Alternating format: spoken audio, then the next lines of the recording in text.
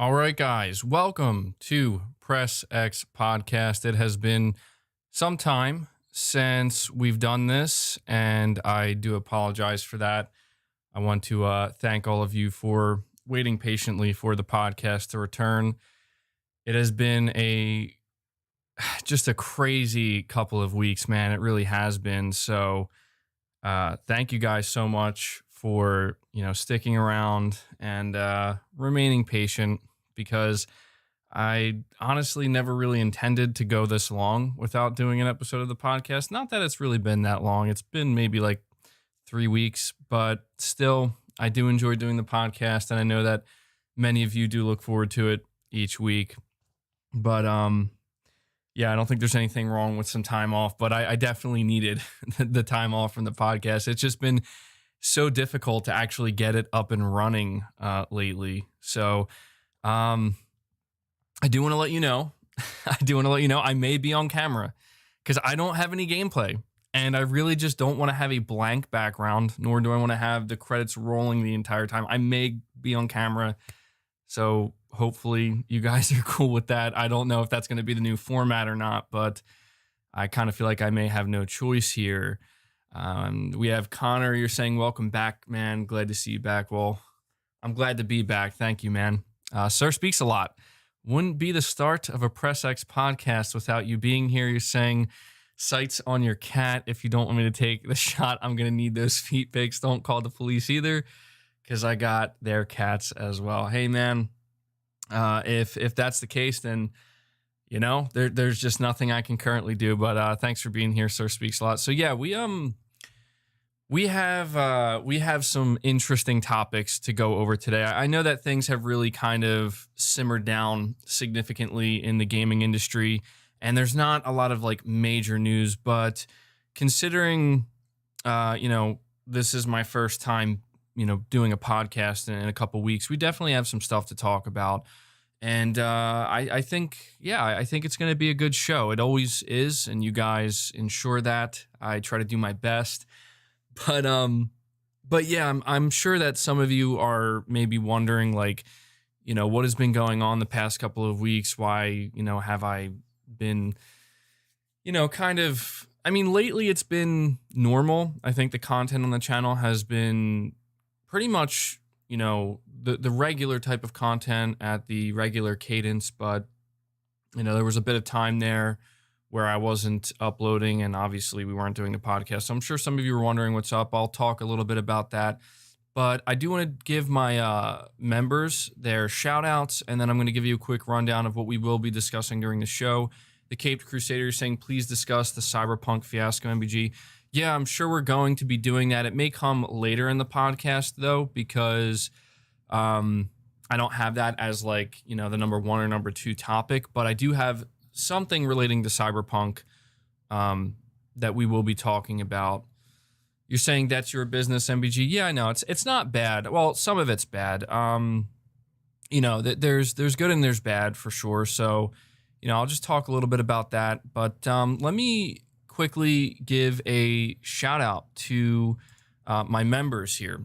I do have multiple member tiers. Well, first of all, I want to give a big thank you to all of my members. Thank you guys so much for supporting me directly. It goes a long way, and it's really been helping me lately. So thank you so much for that. Thank you to all of my members. But we do have the Play Has No Limits and the Play Has No Limits Plus tier of members. And so here's a special shout out to Junior Jackson, Tam 1982X, D Luffy. These three individuals are part of the Play Has No Limits Plus. You guys are awesome. Thank you guys so much for really, truly going above and beyond to support me directly. Then we have the Play Has No Limits tier, where we have Brandon Chad Perez, Matt Wheatley, Alpha Acer, Brittany Goes Meow, Adrian Pollard, Sayin JT, Jeffrey Hicks, Big Norman 0518, Michael Bradley, Tyson Webb 509, and MH. Thank you guys so much for deciding to really go above and beyond, as I said, to support what I do here on the channel. And so I feel like the least I could do is give you guys a special shout out. So yeah, you guys are awesome. You help this channel continue to do what it does. And you definitely play a big part in that. So thank you so much. But let me give you a quick rundown of some of the topics that we're going to be discussing in today's video. So the first topic I want to talk about has to do with Sony's next event, the next State of Play. Obviously, Sony's going to have to do something. There's been a lot of speculation about this. I don't have any rumors to cover or anything like that. I don't have any inside information, nothing like that. But I just kind of want to speculate a little bit about when realistically Sony will do their next event, their next State of Play, and what we hope to see, what would make sense for them to show at this event. And then we're going to move on and talk a little bit about the Indiana Jones game announcement. We're not going to spend too much time on that, but I do want to cover it a little bit. But I want to cover, a rumor that we talked a little bit about yesterday, but the rumor claims that, and it comes from a developer, which is interesting because you don't really hear a developer, just kind of say things like this. But the developer was saying that Microsoft apparently has a lot more to announce in 2021, like a lot more exclusive games. Kind of insinuating that there's going to be some big surprises, maybe more so than people were expecting. I have some other rumors I want to cover about acquisitions that frankly have me a little bit concerned. And this is a rumor that I actually haven't covered yet on the channel, so we're going to talk about that. I also just want to have a discussion about some of the big surprise game announcements that we hope to see and hear about this year. We're also going to talk about how PlayStation is pretty much proving, not single-handedly, but definitely in a big way, that exclusive games do matter and they do make a significant difference. And I want to talk about how well Sony's games have done in 2020 and how it really just kind of shuts everybody up who believes that, exclusives don't matter or don't make a difference or that they're bad or something like that. So we're going to talk about that. We're also going to talk a little bit about Returnal. I kind of want to have a discussion about this game and our expectations for it, and also talk about the pricing of it because that seems to be a hot topic for some people.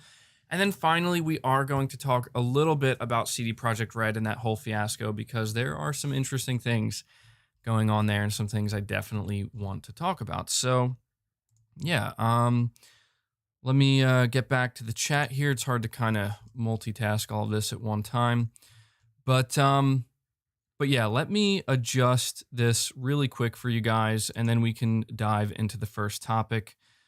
I think the credit roll has been up here long enough, so give me 1 second to adjust this on the fly. So let me do the layout, and I will bring up the video capture. So what's up, guys? Hopefully you can see me. I don't really have any gameplay footage for you, so I really need to get this second screen out of my face, though, because I cannot focus on what I'm doing. But yeah, you guys can let me know, in the chat or in the comments once this podcast is up, if you like this format. I know that my face cam doesn't fit the box. I couldn't really get it to fit without it just completely stretching it too much. Also, I don't know what I'm assuming the quality of the face cam is good enough. It's just a basic webcam I have. It's nothing special. So yeah, we'll see how the first, podcast episode where I'm on camera, we'll see how this goes. I hope it goes well. But yeah, I want to dive into some topics here and talk about this. Now, there are a couple things here that I do want to discuss with you guys that I did not list on my on the topics that I just ran down with you. The first is something that I do not want to spend a lot of time talking about because, I just find myself, frankly, kind of surprised because this topic it's not one I want to mention in the title, in the thumbnail. It's not one that I want to really just spend much time on because people get really upset. And I don't understand why. I mean, I kind of do, and it's probably my own fault, because I get overly excited, and that excitement, yes, this is a Guns N' Roses hoodie. If you can see it, it's my favorite hoodie. Guns N' Roses is one of my favorite bands. So, but with this topic, people get very upset because they, I think they get caught up in the hype, and I understand that I feed into that. And what I'm talking about is the whole Silent Hill Metal Gear Solid reboot rumor. There is, another source that has come out and talked about this, claiming it's real. This, and I want to read a little bit of it here to you. I actually came across this interesting Reddit post that says Navtra and Catharsis T return to reset error with Final Fantasy, Silent Hill, and Metal Gear rumors.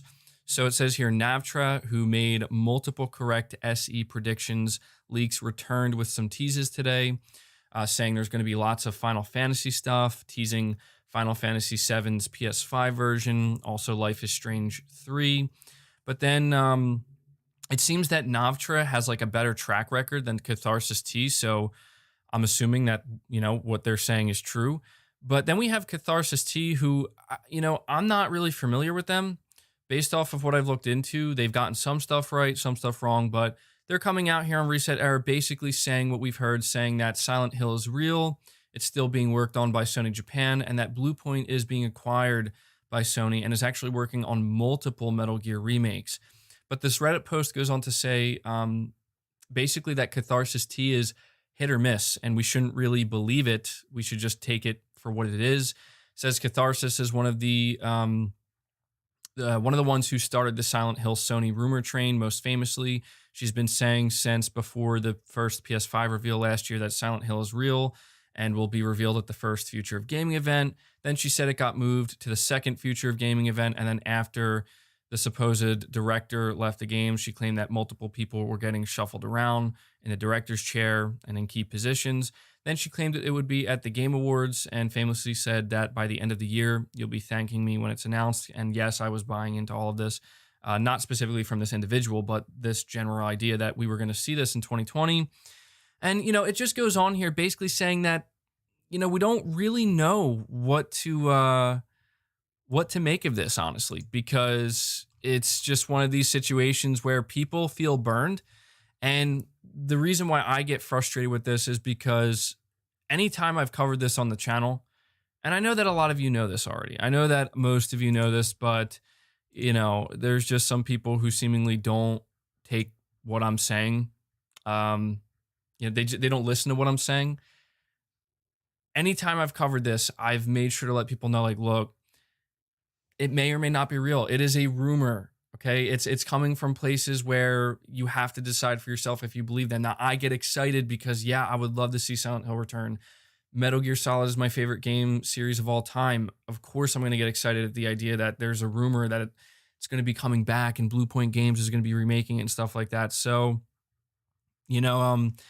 I just wanted to kind of update you guys on this. You're asking, why do I always wear hoodies?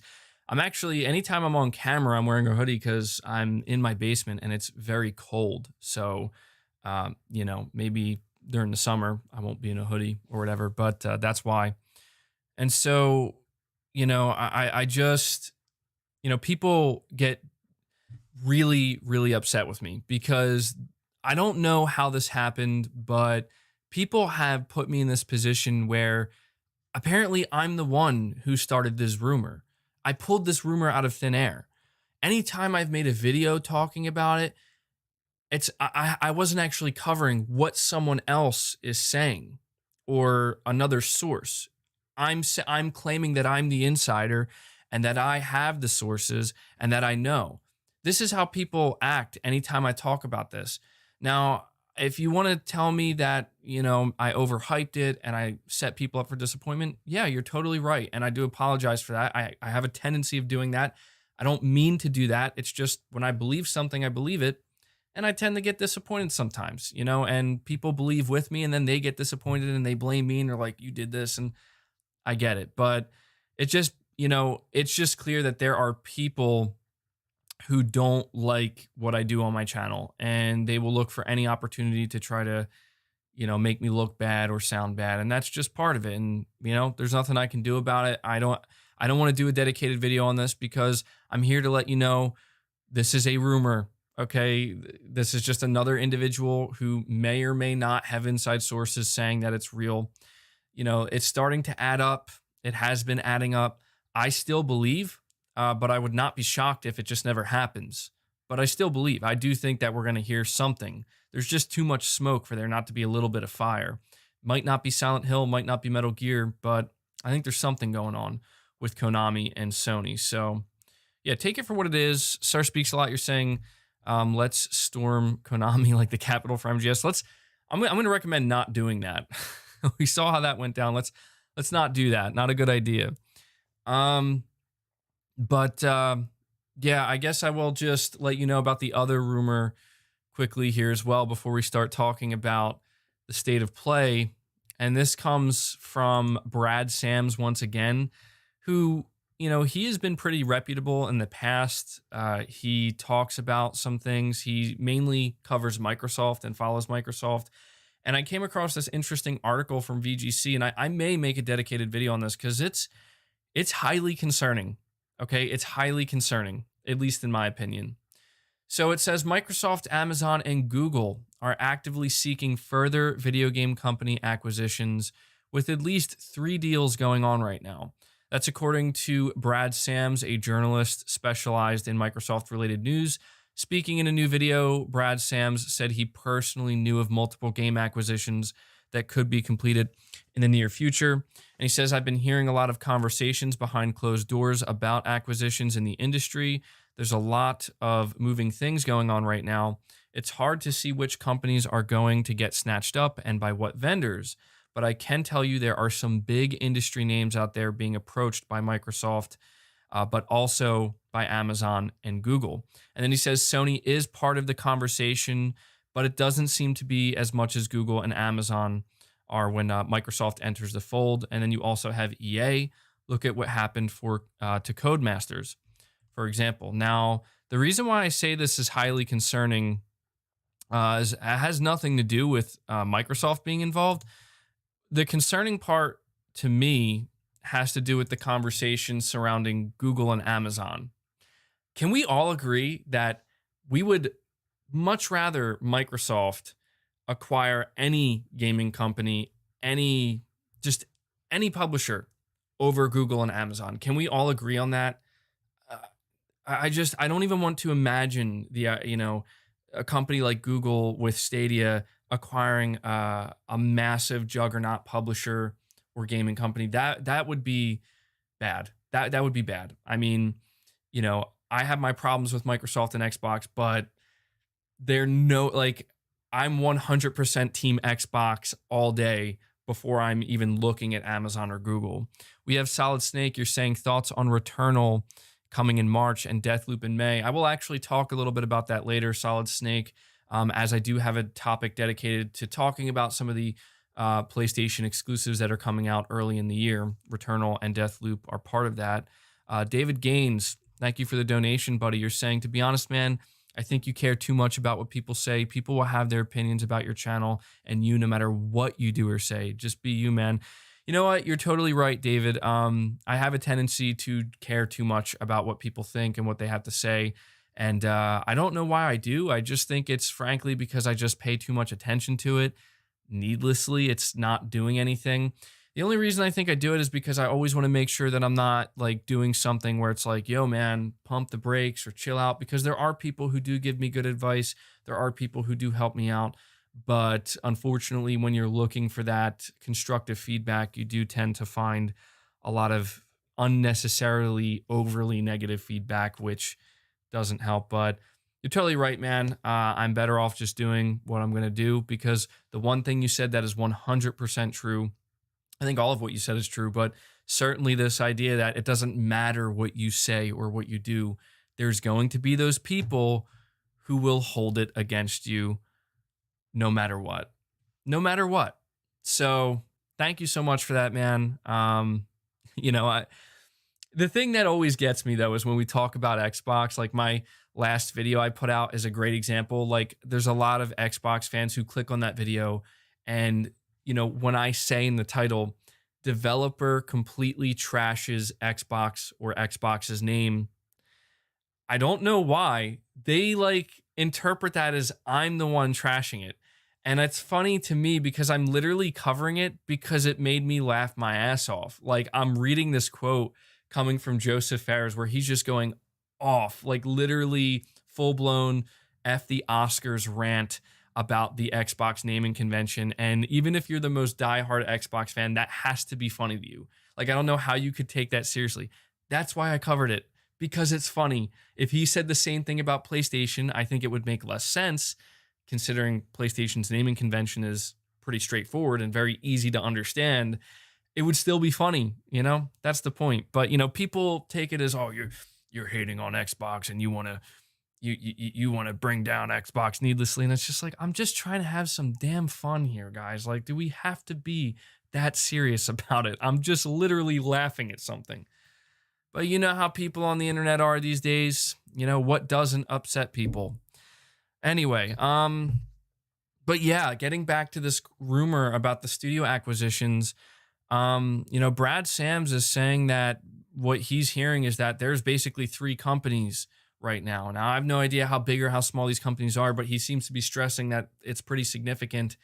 And he's really making it seem like it's a battle between Microsoft, Google, and Amazon. And a lot of people were very upset when they found out that Microsoft was the one to acquire Bethesda. But we did hear some people who may be in the know and may be in the loop come out and say it's actually good that Microsoft acquired them, because Microsoft snatched Bethesda away from Google, away from Amazon. And yes, I would 100% rather see Bethesda be exclusive under Microsoft than under Google or Amazon. I can't even fathom what that would be like. Not that I'm a huge Bethesda fan, but that same logic applies to, that same sentiment, I should say, applies to literally all gaming companies. Please, Google, stay away. Stay away. Google can acquire, Google could acquire CD Projekt Red at this point, and I'd be okay with that. I'll talk more about that later. Apparently, CD Projekt Red may in fact be one of these companies that's currently up for acquisition. D-Doc, you're saying they're not wrong. Everything's your fault. I literally just stubbed my toe. I read that wrong. You're saying you literally just stubbed your toe and that you blame me. You blame MBG because you stubbed your toe. I'm sorry, man. I'm sorry. I don't know what else to say, but thank you for the donation, man. So, you know, I think that Microsoft is 100% going to be buying more studios. How big these studios are going to be, I have absolutely no idea. I don't think anybody does. But it's like I said in my last video covering this, Microsoft buying Bethesda for $7.5 billion. I mean, that's a power play, and that's Microsoft making it very clear that, you know, not necessarily that everybody's up for sale, but they will match any price that is asked by a publisher if they really want that publisher under their roof. And, you know, I think what's interesting about this rumor in particular is you have to ask yourself, well, surely there's a limit here, right? Surely there's a limit where let's just do a hypothetical. Let's say Ubisoft, okay? Let's say Ubisoft wants more than $7.5 billion. Let's say they want like something just insane, like $9 billion or $10 billion, just throwing random numbers out there. I have no idea how much Ubisoft is worth, but let's just put it out there, right? You know, at some point, Microsoft is probably going to be like, geez, like $9 billion. Like, yeah, we have unlimited money, but come on, like, we don't want to pay that much. Is it even worth it at that point? But what happens when Google steps in and they're like, we'll pay that much. We'll pay $10 billion. Then suddenly Microsoft is going to start sweating. I mean, Sony at that point is sweating as well, right? Because this idea that, could you imagine every single Ubisoft game in the future could be exclusive to Stadia? What kind of future is that? At that point, both Sony and Microsoft are sweating bullets, especially Sony, because Sony can't match that. Sony can't match that type of money, right? And so I think that this is a situation where Microsoft, you know, they may end up being forced to, you know, go after these companies that maybe at first they weren't even considering, but it's like, you know, if you're Phil Spencer and it's like, Phil, we just got word that Google and Amazon are in a bidding war for Ubisoft, right? Or maybe another publisher, another big publisher. I'm having trouble thinking off the top of my head, but, you know, let's say WB Games, maybe they decide they're going to put them up for sale again, and there's a bidding war.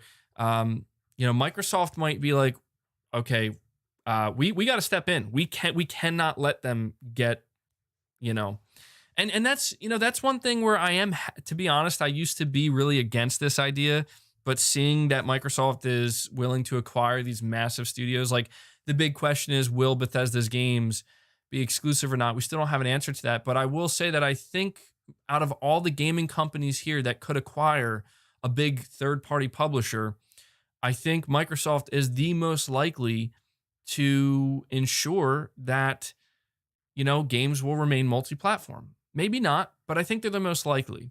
So anyway, I find this concerning. I find it interesting. I find it concerning because we don't know who these gaming companies are. It could be a lot smaller. I mean, I'm talking about Ubisoft, but it could be CD Projekt Red. It could be Techland. Is it Techland? Techland are the ones I think that make Dying Light, and they're making Dying Light 2. It could be one of those studios, which would still be significant, but yeah, I just, in this case, I am rooting for Microsoft. Like, if Sony can't be part of that conversation of the massive, massive acquisitions that are going to take place over the next year, I just spit everywhere, but that are going to take place in the next year, I'm rooting for Microsoft because I don't want to see Google or Amazon touch any of these studios. I really don't.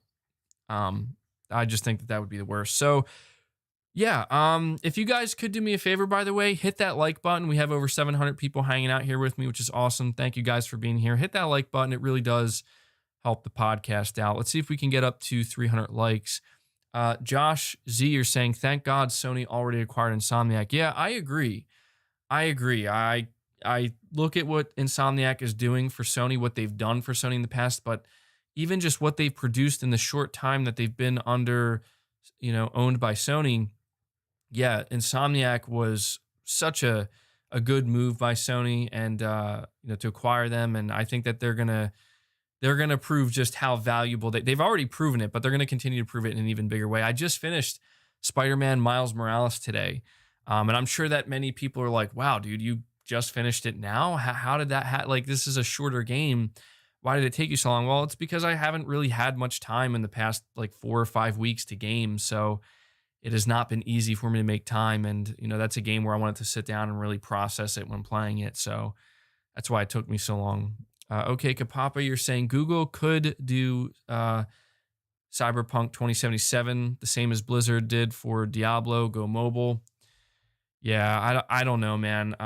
Google, I don't want Google part of the gaming industry. I just don't. Like, seeing their approach with Google Stadia, I don't like it, and I don't care. I don't doubt that they could eventually produce a great game. My problem is you're telling me the only way I'm going to be able to play this great game is through the cloud.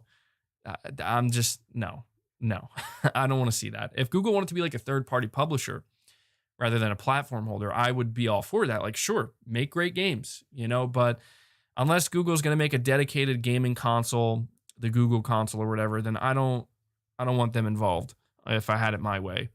Solid Snake, once again, you're saying Sony's relationships and deals with these companies like Square Enix and Bluepoint cannot be ignored. These are the catalysts for partnerships. Yeah, I agree 100%. Part of that rumor we recently just discussed is that apparently Bluepoint Games is set to be acquired by Sony. This is not the first time we've heard this rumor, and it just makes a lot of sense. Like, you don't need to be a rocket scientist to put 2 and 2 together and think, if Sony were to acquire any other studio, who would it be? What would make the most sense? I mean, Bluepoint Games obviously makes the most sense, and I think that they could do the best work for Sony as of right now. So I do think that their partnerships there do play a huge role in this, right? I think that, Sony is providing, I think, another option for publishers where it's like, hey, not every publisher wants to be bought out. Not every publisher wants to be part of a mega company, and owned by them. Sony's providing another outlet where it's like, well, you know what? We don't want to own you. We're not trying to buy you, but can we strike a deal? Let's do a partnership. Let's fund your game. Let's get your game on our platform. Our platform sells really well. People buy a lot of games on our platform. And I think that when it comes to PlayStation's heritage and just PlayStation's culture, when you think about partnerships with Square Enix and Bluepoint and others, some partnerships just make a lot of sense. That's why, to me, the idea that Sony is going to have some type of partnership with Konami in some capacity, it just makes a lot of sense when you look at the IP that Konami owns, right? They own Silent Hill, they own Metal Gear Solid. Metal Gear Solid is synonymous with PlayStation as well as Silent Hill. You know, I just don't think when people think about Silent Hill, um, when they think about Metal Gear Solid, I don't think that their mind immediately jumps to, you know, Xbox or even Nintendo. I just don't think that happens. So these partnerships are important. They cannot be understated, and they do make a big difference. They really do. I mean, look at the partnership with. I mean, you could argue that the Insomniac acquisition with Sony would have never happened if it wasn't for their extremely strong partnership that they've had over years. I do believe that. So, yeah, we're gonna have to see what happens, guys. I do think that big things are happening in 2021. I know that's a very obvious statement. I know that I'm not saying anything surprising, but I just have this feeling that 2021, when it comes to gaming, there are going to be some shock announcements.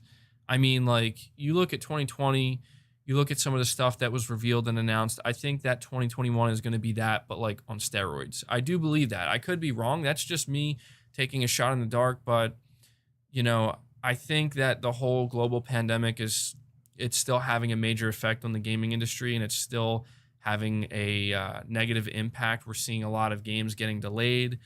We're seeing a lot of, you know, we're just seeing a lot of developers facing struggle because of this. And I think Sony is not immune to that. I think we're going to find that out, unfortunately. I think recently with what happened, and this is a nice little segue to the next topic. You know, I'm sure you guys saw the latest PlayStation 5 trailer that Sony released. They put a bunch of games at the end of the trailer in small text. I don't know why they do this without putting out a proper blog post or something like that. But, you know, there was a bunch of games with release windows attached to them. And these release windows were specific. We're talking about months. You know, like Project Athia is expected to launch January 2022, which is just like, what? You know, and like we're finding out that what's that other game, the new Capcom game?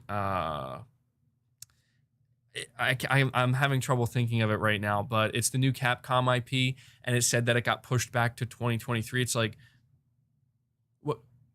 what? Like, why do we talk? Like, why do we need to know that right now? You know, I don't think we need to know that right now. Pragmata, yeah, that's the one. Thank you. And there's no mention of God of War, which is also baffling. You know, people think that Sony's not mentioning God of War because Sony plans to delay it. I'm not going to discount that. I'm not going to say that, you know, Sony may very well be very careful with God of War because they do anticipate it's going to get delayed, and they don't want to set themselves up to you know, upset people or disappoint people. But I don't think that's why Sony's not referencing or talking about God of War at all.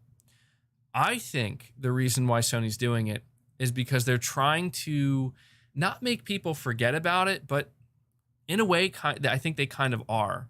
I think that Sony just wanted to tease out the next God of War in 2020 completely unnecessarily and needlessly, just to make sure that they captured as much momentum as they could. Like, I think Sony already knew we're in a good position, you know, and there were rumors, and I don't know if they're true or not, but there were rumors that apparently Sony has like a really impressive gameplay demo or trailer that's been ready for some time now that they were planning on showing to combat Halo Infinite, because Sony knew that 2020 was supposed to be all about Halo Infinite, and then we saw what happened, and then Sony decided, well, we should save this. We definitely don't need this right now.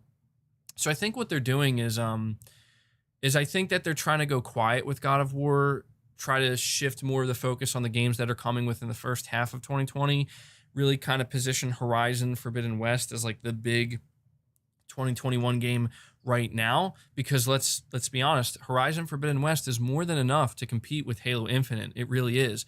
God of War is in a class of its own, in my opinion, and I think Sony feels that way as well. So I think what Sony is doing is they're just going to kind of put God of War in their back pocket right now, and anything associated with it, a trailer, gameplay, you know, any details whatsoever, they're just going to put it in their back pocket for now and be like, let's wait and see what Microsoft may have up their sleeve in 2021, because, we may need to counter them with something. Like if Microsoft does have another major studio acquisition ready to announce, that could be a time when Sony could just come out with some God of War info, and it's like, that's a great way to compete against that. Or maybe they're waiting until, maybe Sony realizes, I got one for you. I got an interesting one for you guys, but I want to read this super chat. Oyakurumi, you're saying, so are we doing this full time, huh? Where you show your face all the time on your podcasts? Also, welcome back, buddy. I don't know. To be honest, I'm going to need feedback on this episode. It's going to be tough for me to gauge that feedback in the chat, obviously, because it's, it goes very quickly. So I want to recommend, if you have an opinion on this, if you want this to be the new format, or if you like the old format, or if you want a hybrid format, come back to this when this podcast is done and leave a comment and let me know what you want. I will be looking for the most upvoted comments. So if somebody left a comment that speaks to you and you agree with it, make sure you upvote it so I can see it. Because I don't mind doing this. I like it. It's not too bad, but I don't know if it's entertaining enough for people, right? Like, you guys might actually want gameplay in the background. Maybe we can do a hybrid where I can have some gameplay in the background. Maybe put my, face cam up in the corner. But is there any lag, by the way, with this? Maybe you guys can let me know. I did upgrade my internet recently, so let me know if there's any lag or any stuttering or anything like that. Somebody's saying face cam going forward. You guys are saying no lag. Okay, good. Yeah, I upgraded my internet to literally the best I could get in my area. So I'm hoping there won't be any issues. Also, I may live stream. I think I'm going to live stream that Resident Evil event, because apparently it's being showcased on PlayStation's channel, which I wasn't aware of that. You're saying the lag is real, MBG. I don't know. I think you're the only one. It might be on your end, because pretty much everybody else here is saying that there is no lag. So I guess we'll find out. How many megabytes per second? I think it's like 880 down and like 750 up, which is crazy, right? Like, that's really fast. And I have a wired connection to my PC. So there certainly shouldn't be any lag. Okay. I mean, that's like the best money can buy in my area. And I did that to ensure that, in 2021, I don't want any lag. But anyway, some of you guys are like, what? That's insane. All right. So I do want to present this to you guys just to talk about, because I feel like it's hard not to talk about God of War, because Sony is clearly getting ready to talk more about their games. And people, I think, want to know, like, is God of War a 2021 game? We need to know, Sony. Is it really going to be 2021, or did you just put that date just for the sake of putting a date? We do need to understand that Sony could have put that 2021 date in reference to anything. Maybe that 2021 date for God of War was not actually in reference to a release date. Maybe it was in reference to the first trailer, like first details or trailer coming in 2021. It could have been. There's no context given, so we don't know. We're just left to assume. Did you sell your kidney for this internet? No, actually, I actually just took out cable and home phone, because I realized, like, I literally never used it, and I realized, like, I'm paying for something I'm not using, so why don't I just, like, roll that over into just upgrading my internet? And I didn't realize, like, how many times I could upgrade my internet as well. So yeah, but Navtra on Reset Era said God of War Ragnarok is next gen only. Very interesting. Apparently Navtra has a really good track record, so it will be interesting. Mr. Unknown, you're asking, will you be reacting to Resident Evil 8 on Thursday? I might. Yeah, I probably will, because I think it's like one of the only things going on, and I like doing these streams. And I do think Sony has the marketing rights to Resident Evil 8, so there might be some PlayStation related stuff there. At the very least, it might be showcased on the PS5. So, but talking about God of War one more time here, the thing I want to bring up to you, if I didn't forget it, I think I actually forgot the point I was going to make, and this is the terrible thing about getting so sidetracked. There was something I wanted to say about God of War, an interesting possibility or theory I had, and it just completely left me, and I'm feeling really annoyed because I really wanted to talk about it, and now I'm just annoyed because I'm like, what was I gonna say? Hold on, give me a second. It might come back to me. It had to do with Oh, okay, all right. So what I was gonna say, I was really getting annoyed there. What I was gonna say is that God of War, I do believe it does have a pretty decent chance of being next gen only. The reason being, because I have 2 points I want to make here. The reason being is one, look at what they did for Horizon Forbidden West. They had no problem showing that game. They didn't just show a logo for Horizon Forbidden West, and they had no problem showing more of that game and just making it clear, like, it's going to be cross gen, and here's kind of what the game's going to look like, right? You have to ask yourself, why wouldn't they do the same thing for God of War? I think the reason being, and this does fall in line with rumors we've heard previously, where if you go, listen to the rumors in the past, they say that the reason why we haven't seen more God of War is because it's like cutting edge. It's like really going to be the game that shows you, like, oh, so this is what the PS5 is capable of. Holy shit, like that's what this game is supposed to be. And when you think about Sony's approach to revealing it, you do have to ask yourself, why did they just show a logo? Why didn't they show even a single teaser of what the game will look like? It does kind of fall in line with that, right? It does kind of fall in line with, maybe it's because it's this idea that they're going to wait to show it because it's going to blow everybody away. It's going to really be like, this is the PS5 game showcase you've been waiting for. Another reason I think this is because, if they did in fact have that ready to show, but they decided we're actually not going to, because Halo Infinite failed to impress anybody, like we don't have to compete with Halo Infinite, maybe Sony realized the game they actually might have to compete with, and this is highly dependent on whether or not this game ends up being exclusive to the Xbox ecosystem, is Starfield. Starfield is anticipated to be revealed in a major way in 2021. Like, we're going to see the first gameplay, we're going to get the first details, and people have very high expectations for Starfield. Here's where it gets interesting.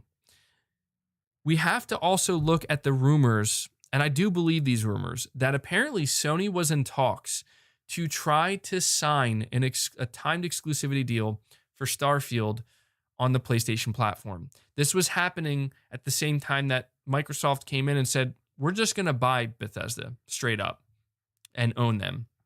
And you look at the deals that Sony already signed with Bethesda with Ghostwire Tokyo and Deathloop. What this tells me is that Sony clearly saw something in Starfield that they liked. So I know it's easy to assume that, Starfield's going to be a flop or it's not going to be good, because look at what Bethesda's been doing lately. They're a shell of their former self. They're not going to be able to return to greatness. But you have to consider the fact that if this rumor is true that Sony was trying to get Starfield as a timed exclusive, it means they like what they saw.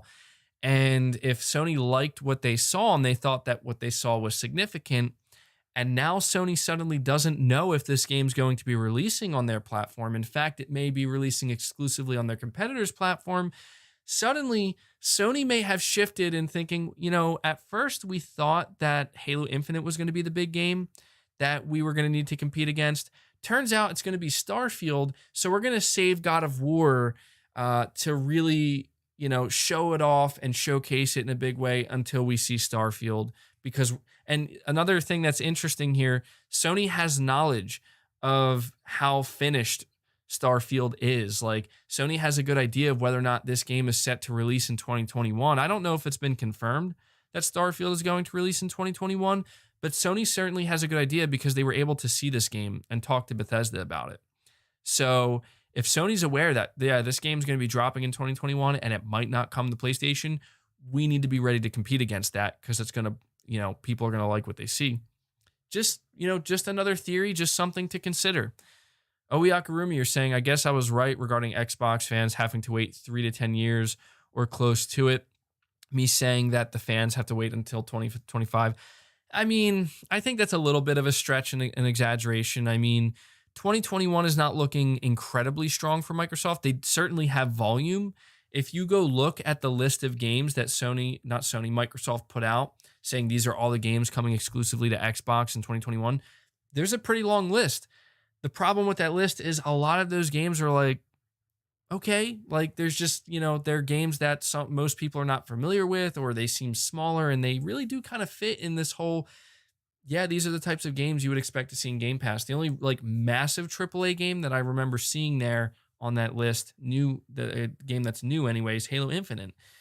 And so it will be interesting if Starfield joins that list. And so, I know that I was supposed to talk about Sony's next state of play, and I do want to have a conversation about that as well, because a lot of people are asking, like, when is Sony going to start talking again? They've been quiet. Are they going to have a state of play in February, or should we expect the next state of play to be in April or May or much later than that? Is Sony just going to stay quiet until the middle of 2021 and then have a big blowout? I don't think that's going to happen. I don't think that Sony is going to wait that long to talk more about upcoming PlayStation 5 games. I don't think they can wait that long because, there's supposed to be a pretty good amount of games that are coming out between now and June. The only game right now that has a specific release date, is Returnal for March 19th. But we also have Destruction All-Stars. And then we have Kenna Bridge of Spirits, which is targeting, I believe, March. We have Ratchet and Clank. Gran Turismo, I don't know if that's going to come out in the first half, but the point is Sony has a decent amount of games that they need to talk about and showcase. So, it wouldn't surprise me if we get a state of play in February, but I do want to temper everybody's expectations. And I'm only doing this because I don't want to get people, overly hyped, because I know I have a tendency of doing that. When it comes to the next state of play, I'm not expecting anything major. Like, I'm not expecting to see Horizon Forbidden West there. I'm not expecting to see a bunch of new game announcements. I just don't think that's what Sony's plan is with their next state of play. I think it's much more likely that with their next state of play, there's going to be a heavy focus on Returnal, hearing more about that game. In fact, we could see a state of play that's literally just dedicated to Returnal itself. I'm expecting to hear more about Ratchet and Clank. I mean, if Destruction All-Stars is set to come out in February as a free PlayStation Plus title, they're going to have to talk about it, right? So, and, Kenna Bridge of Spirits as well. These are the titles that I expect to hear more about. I think Sony has made it clear, at least with last year, that they will have their big events. There's just not going to be a whole lot of them. Maybe one or two, maybe even three, depending, scattered throughout the year, depending on how much they want to show and how much they have left to show. So, like, if you are somebody who believes that, there's still a chance we may see the, Silent Hill announcement or the Metal Gear announcement, do not expect to see or hear about that at the next state of play. Because even if those are real announcements, it doesn't make much sense. Although, these are just assumptions. This is just me playing it safe. Don't want to get too ahead of ourselves. Sony does have a strong 2021 lineup, but I think Sony at this point is more about waiting and seeing. I really do think that. I think Sony is very cautious. I know people don't believe this, but Sony is, you're saying it's pronounced Kena. Is it? I don't know. I just like to say Kenna. It just rolls off the tongue better, in my opinion. Kena. I don't know. Kena doesn't sound right. But a lot of people don't know this.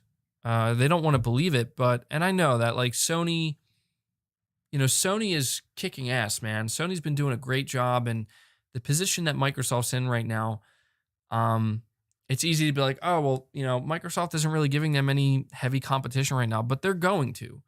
Like, that's the thing, is like, we need to understand that Microsoft at any moment in time can make a comeback in the gaming area, in the gaming department.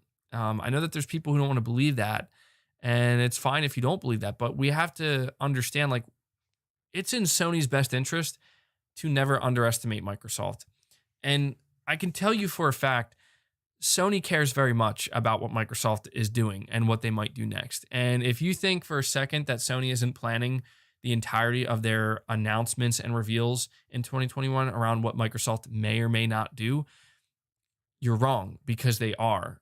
Microsoft, they certainly have some surprises left. If they do have some big surprises, which they do, Sony is certainly aware of them.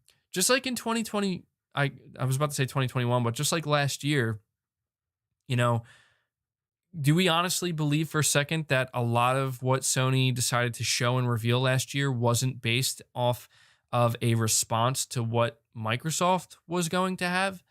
Granted, Sony is not going to sit around and wait forever.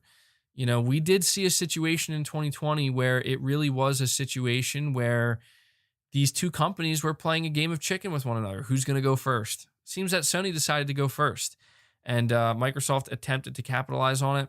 Do you guys remember back in May of last year, Microsoft's first next-gen showcase, and how it was just a complete failure? It was a total flop, and Sony was probably like, all right, I guess it's our turn now, and we're probably going to do a lot better than that. And they did do a lot better than that. I think that realistically speaking, Sony's next proper state of play is most likely going to happen before April.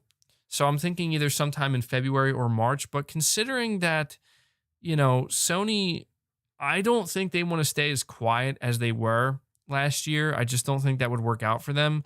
I mean, even last year in March, Sony did their road to PS5. This time around, they don't have to do that. There is no PS5. The PS5 is out there. Sony's going to be focused on selling that PS5, as well as Microsoft focused on selling the Series X and S.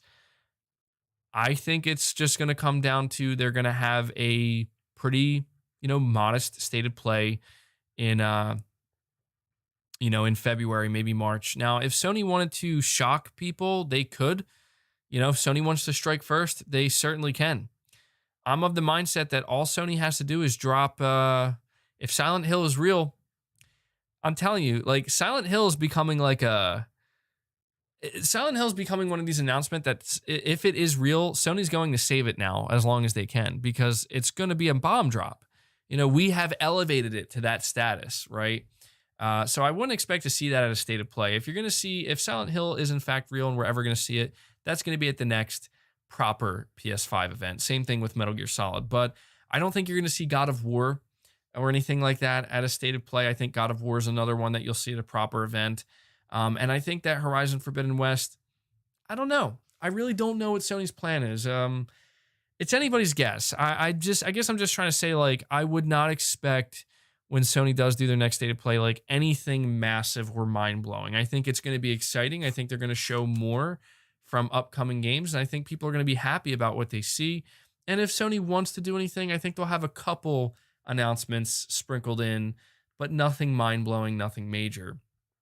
Adrian Pollard, you're saying, okay, I've been broke. I'd rather support premium though, LOL. Pray you are doing better. So I'm actually a little annoyed by Sony's constant silence. Well, thank you for that, man. Yeah, I'm doing good. A lot of people have been asking me how I'm doing. I'm doing good. I just, I'm a little bit sleep deprived. I think I kind of made it obvious that yes, it was the birth of my son that, is the reason why I was gone for some time. Also, just a little bit before that, unfortunately, my grandmother passed away. So it was kind of a double whammy in terms of like major life events. And, I didn't want to abandon my channel entirely, but I'm doing good now. There was a rough patch with the birth of my son. I had to stay at the hospital longer than anticipated. He came prematurely. And so I'm just realizing that I told you guys I was going to tell you what happened earlier and I never did, but he did come a little bit prematurely. And so we had to stay at the hospital a little bit longer, make sure everything was good. Very, very stressful experience because of that. But, luckily everything's good. Everything's going well. And, yeah, I'm happy to report that. So that's why, I was gone for the time I was. And thank you guys for all of the congratulations. Yeah, I tried to hint at it a little bit on Twitter. I said, like, today brings new meaning to the word boy, just to kind of make it funny. But yeah, for those wondering, I did name my son PS5. So yeah, I'm kidding. I have to say I'm kidding because for some reason people can't detect my sarcasm. They think I'm being serious. But yeah, it's been a lot going on. Yakarumi, you're saying I want Project Athia. Come on, brother, can't wait. Yeah, Project Athia looks like it's going to be promising. It's gonna be promising. Wait, you didn't you didn't name your son Kratos? Atreus, yeah. No, I definitely didn't want to name him anything video game related in that way. I think that's a little bit extreme, right? That would be like some next level stuff. But yeah, I'm looking forward to Sony's next event. You know, Adrian, you were saying that you're a little bit frustrated by Sony's silence. I think that's just the nature of it. I think Sony, they found a winning formula where stay quiet for a little while and then just come out of nowhere and, you know, capture everybody's attention, right? I think Sony likes that. They like doing that. And they may continue to do that this year, but I think it's a little bit more likely they're going to be less silent this year because they kind of have to be, right? They have a console they have to sell. That's my assumption anyway. Spudmaster Bob, you're saying thanks for using straightforward descriptions for your video titles and not using hyped up bait and switch like other YouTubers. MBG kept me going last year while waiting for the PS5. Thanks. Yeah, thank you for that. I appreciate that comment because look, there are times where I certainly try to not reveal every single thing in the title because, guys, I know a lot of you understand this, but some people don't understand this. The way YouTube works is you need a hook, okay? You need a hook. Like, you need to get people to click on the video, to enter the video, and listen to what you have to say and watch the video. So if you think about it, you know, the idea of doing YouTube, it is literal clickbait. They want to bait you into clicking the video. It's called a hook. Everybody needs one. And I'm frequently debating with myself with how should I word this title? Like, I want it to be something exciting. I don't want to oversell it. I certainly don't want it to be misleading. And there have been times in the past where I've went a little bit too far and people are like, bro, this is coming off as clickbait. And I'm like, you know what? Yeah, let me alter this a little bit. Maybe I took it too far. But, you know, people I think fail to understand that, you know, all YouTubers do a little, I don't want to say a little bit of clickbait, but they have to spice up their titles a little bit for the sake of creating a hook. Now, you could argue, well, if you can't create a hook with just revealing what it is itself, then maybe it's not good enough. Not necessarily, because you can make the mistake of literally revealing everything or the majority of what it is in the title itself, and then suddenly there's very little incentive for people to click the video. You know what I mean? So it's finding a good balance, and I try my best. I've been trying really hard recently to just be as straightforward as I can in the title, but unfortunately there are those videos where the more straightforward you are, the less interested people seem to be, and that's not good for my channel. Like, I need people to watch my videos. You know what I mean? Everybody does. I think the channels that can really do virtually zero fluffing of the title at all are the big channels that just simply don't need to, right? And, you know, they're just fortunate enough to be in that position where they can just put anything as their title and people, you know, a good amount of people are going to click on it just due to how big their following is. Adrian Pollard, once again, you're saying, well, I am always here to support you. I quit everyone else because I found out a YouTuber, MGN, lives in the projects and is getting so much money. Yeah, I mean, I don't, you know, what I do here on my channel, I obviously, like everybody who does YouTube is trying to make money doing it. That's just the way it is. Everybody in life is trying to make money because we're all trying to make a living. You know what I mean? And I really do appreciate the support, and I try to be as genuine as I can. I don't want to focus on that because the way I look at it is I've always wanted to make my passion something I could do as a career or a job, or just, you know, make some money off of doing that. Because, you know, who doesn't want to do that? And I've been fortunate enough to be able to achieve that to some extent here on my channel, and it's been really good. You know, it's been good to me, and that's thanks to you guys and the support. And what I will tell you is there's absolutely no way I would be doing this if there wasn't passion involved. Okay, I'm a passionate gamer. Video games literally play an extremely vital role in my life. They always have. And, you know, I'm just very fortunate to be able to come on here, go on camera, and have a conversation with you guys and get that support. And I do enjoy making videos. I love talking about this stuff. And so, you know, I do appreciate the support, I guess is what I'm trying to say. So, Sage Infinite NJ, you're saying, as someone who always revisits your Xbox Series X game showcase live reaction, I think you need some "We Gotta Talk" merch. LOL. Welcome back. Yeah, I'm trying to simplify and streamline my merch line a little bit. I just want to keep it simple. But yeah, I'm thinking about doing some rant juice, maybe merchandise, maybe a rant juice mug. But yeah, we gotta talk. We gotta talk. Sometimes I had like these little catchphrases or lines that I say frequently on the channel that they kind of come and go. And I do remember that, man. Dude, that was that was fun. I gotta say, this is what I'm so excited about going into this year. Is things are very quiet right now. The gaming industry has seemingly come to a standstill, unless it's about Cyberpunk 2077. And there's some small stuff happening here and there, but it's just starting to heat up. And it's going to be a slow build up. I hope it's not slow. It seems like it might be a slow build up, but there's going to be some really exciting stuff happening. And when I look back to last year, some of the best moments of the year, spending time with you guys, and was just reacting to the Xbox showcase, the PlayStation showcases. It was really fun. Like, it's genuinely a really good time, and I have so much fun doing it. And I'm really looking forward to doing that again this year. This time I'll be on camera though, so that's fun. Oh, Yakarumi, once again, you're saying, I have the perfect name for your son, and you should name him Roth. Also, much respect for being a family man. Yeah, thank you for that. Thank you for that. Yeah, I think family is extremely important, and I think everybody knows that. But Roth, well, I can confidently tell you that my son already has a name. It's not Roth, but I do appreciate your input, buddy.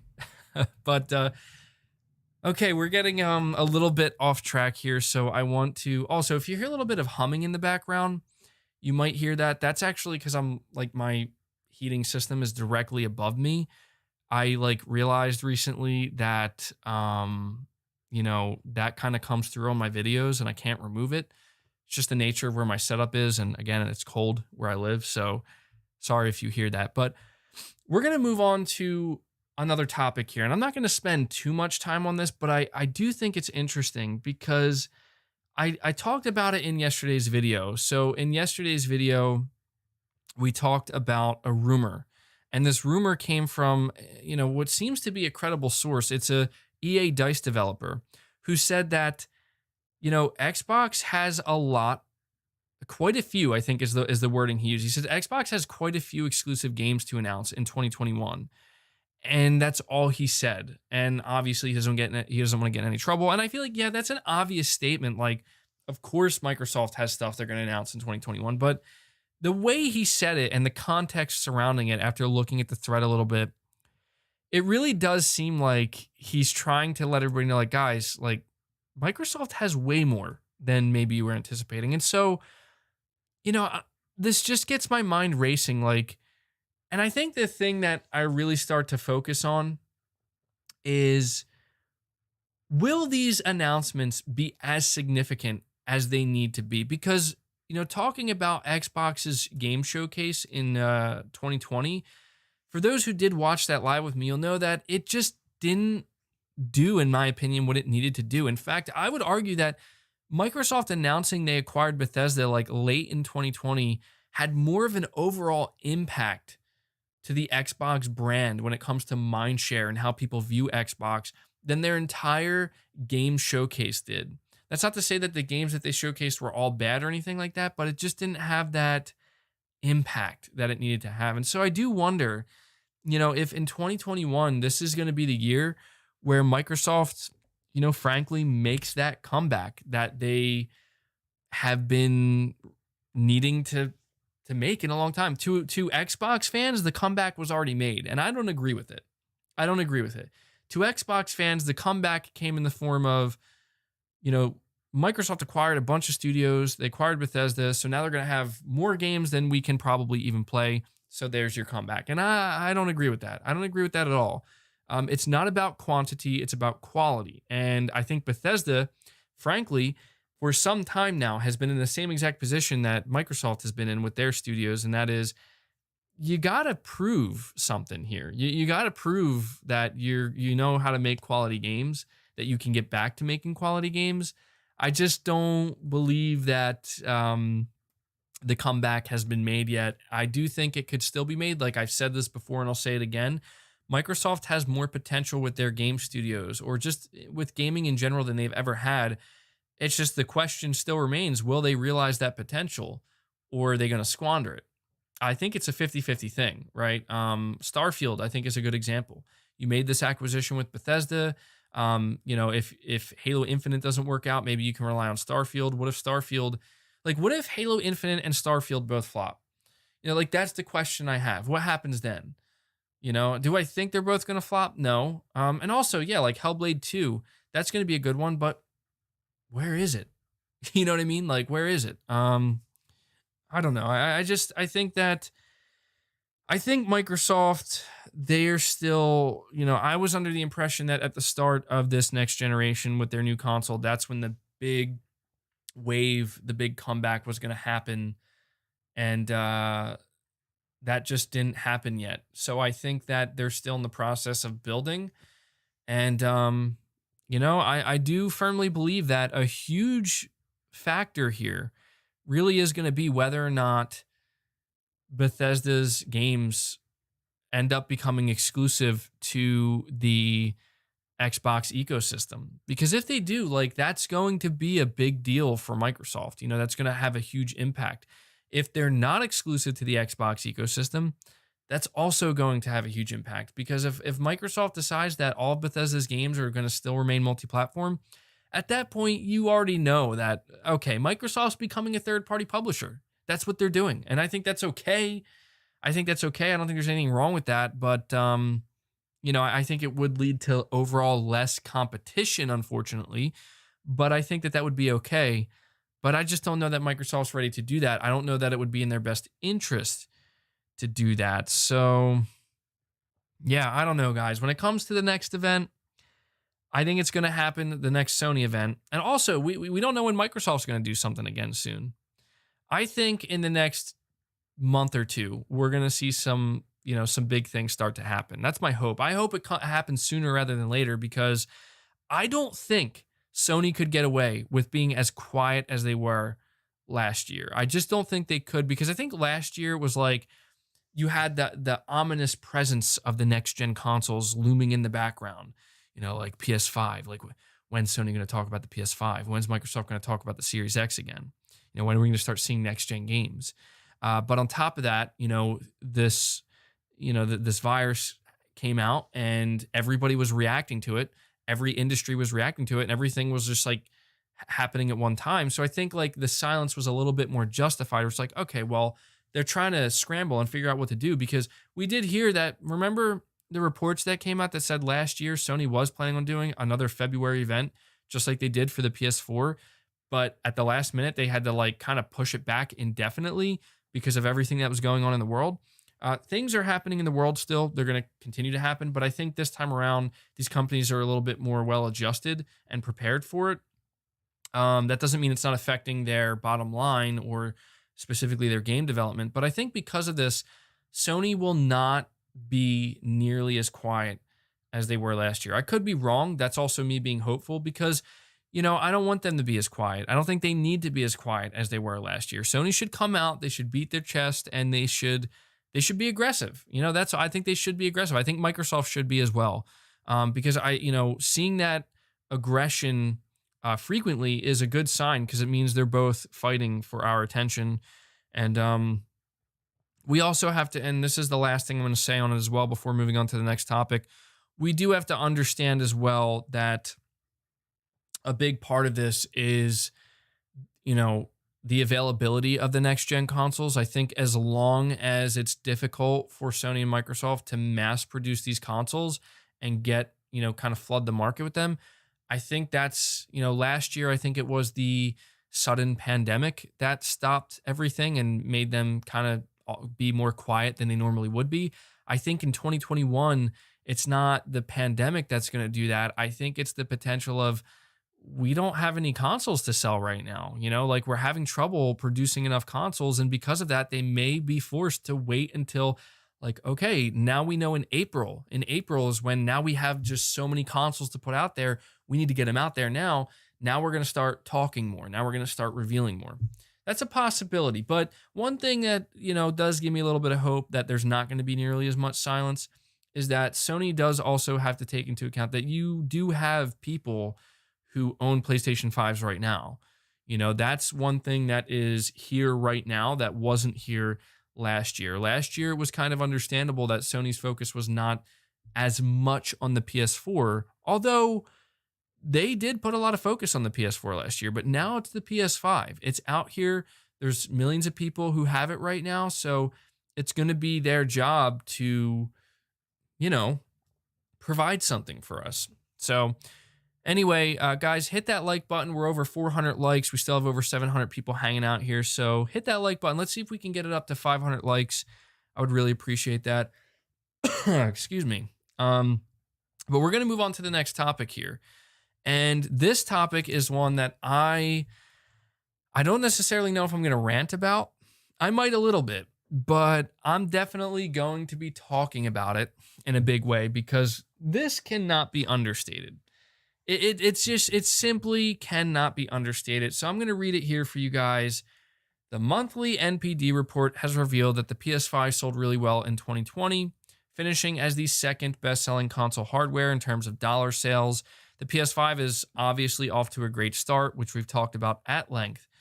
But what is crazy to me is that when looking at the 20 best-selling games of 2020, Sony has 5 titles on that list. 5 titles out of 20. At number 6, The Last of Us Part 2. At number 7, Ghost of Tsushima. At number 10, Final Fantasy VII Remake. At number 12, Spider-Man Miles Morales, and at number 18, MLB The Show 20. Granted, I don't really look at MLB Show in a significant way because that game is confirmed to be multi-platform at this point. Excuse me, at least it will be. So it's also worth noting that Nintendo had 4 exclusive titles on this list, and Microsoft had none, maybe due to Game Pass.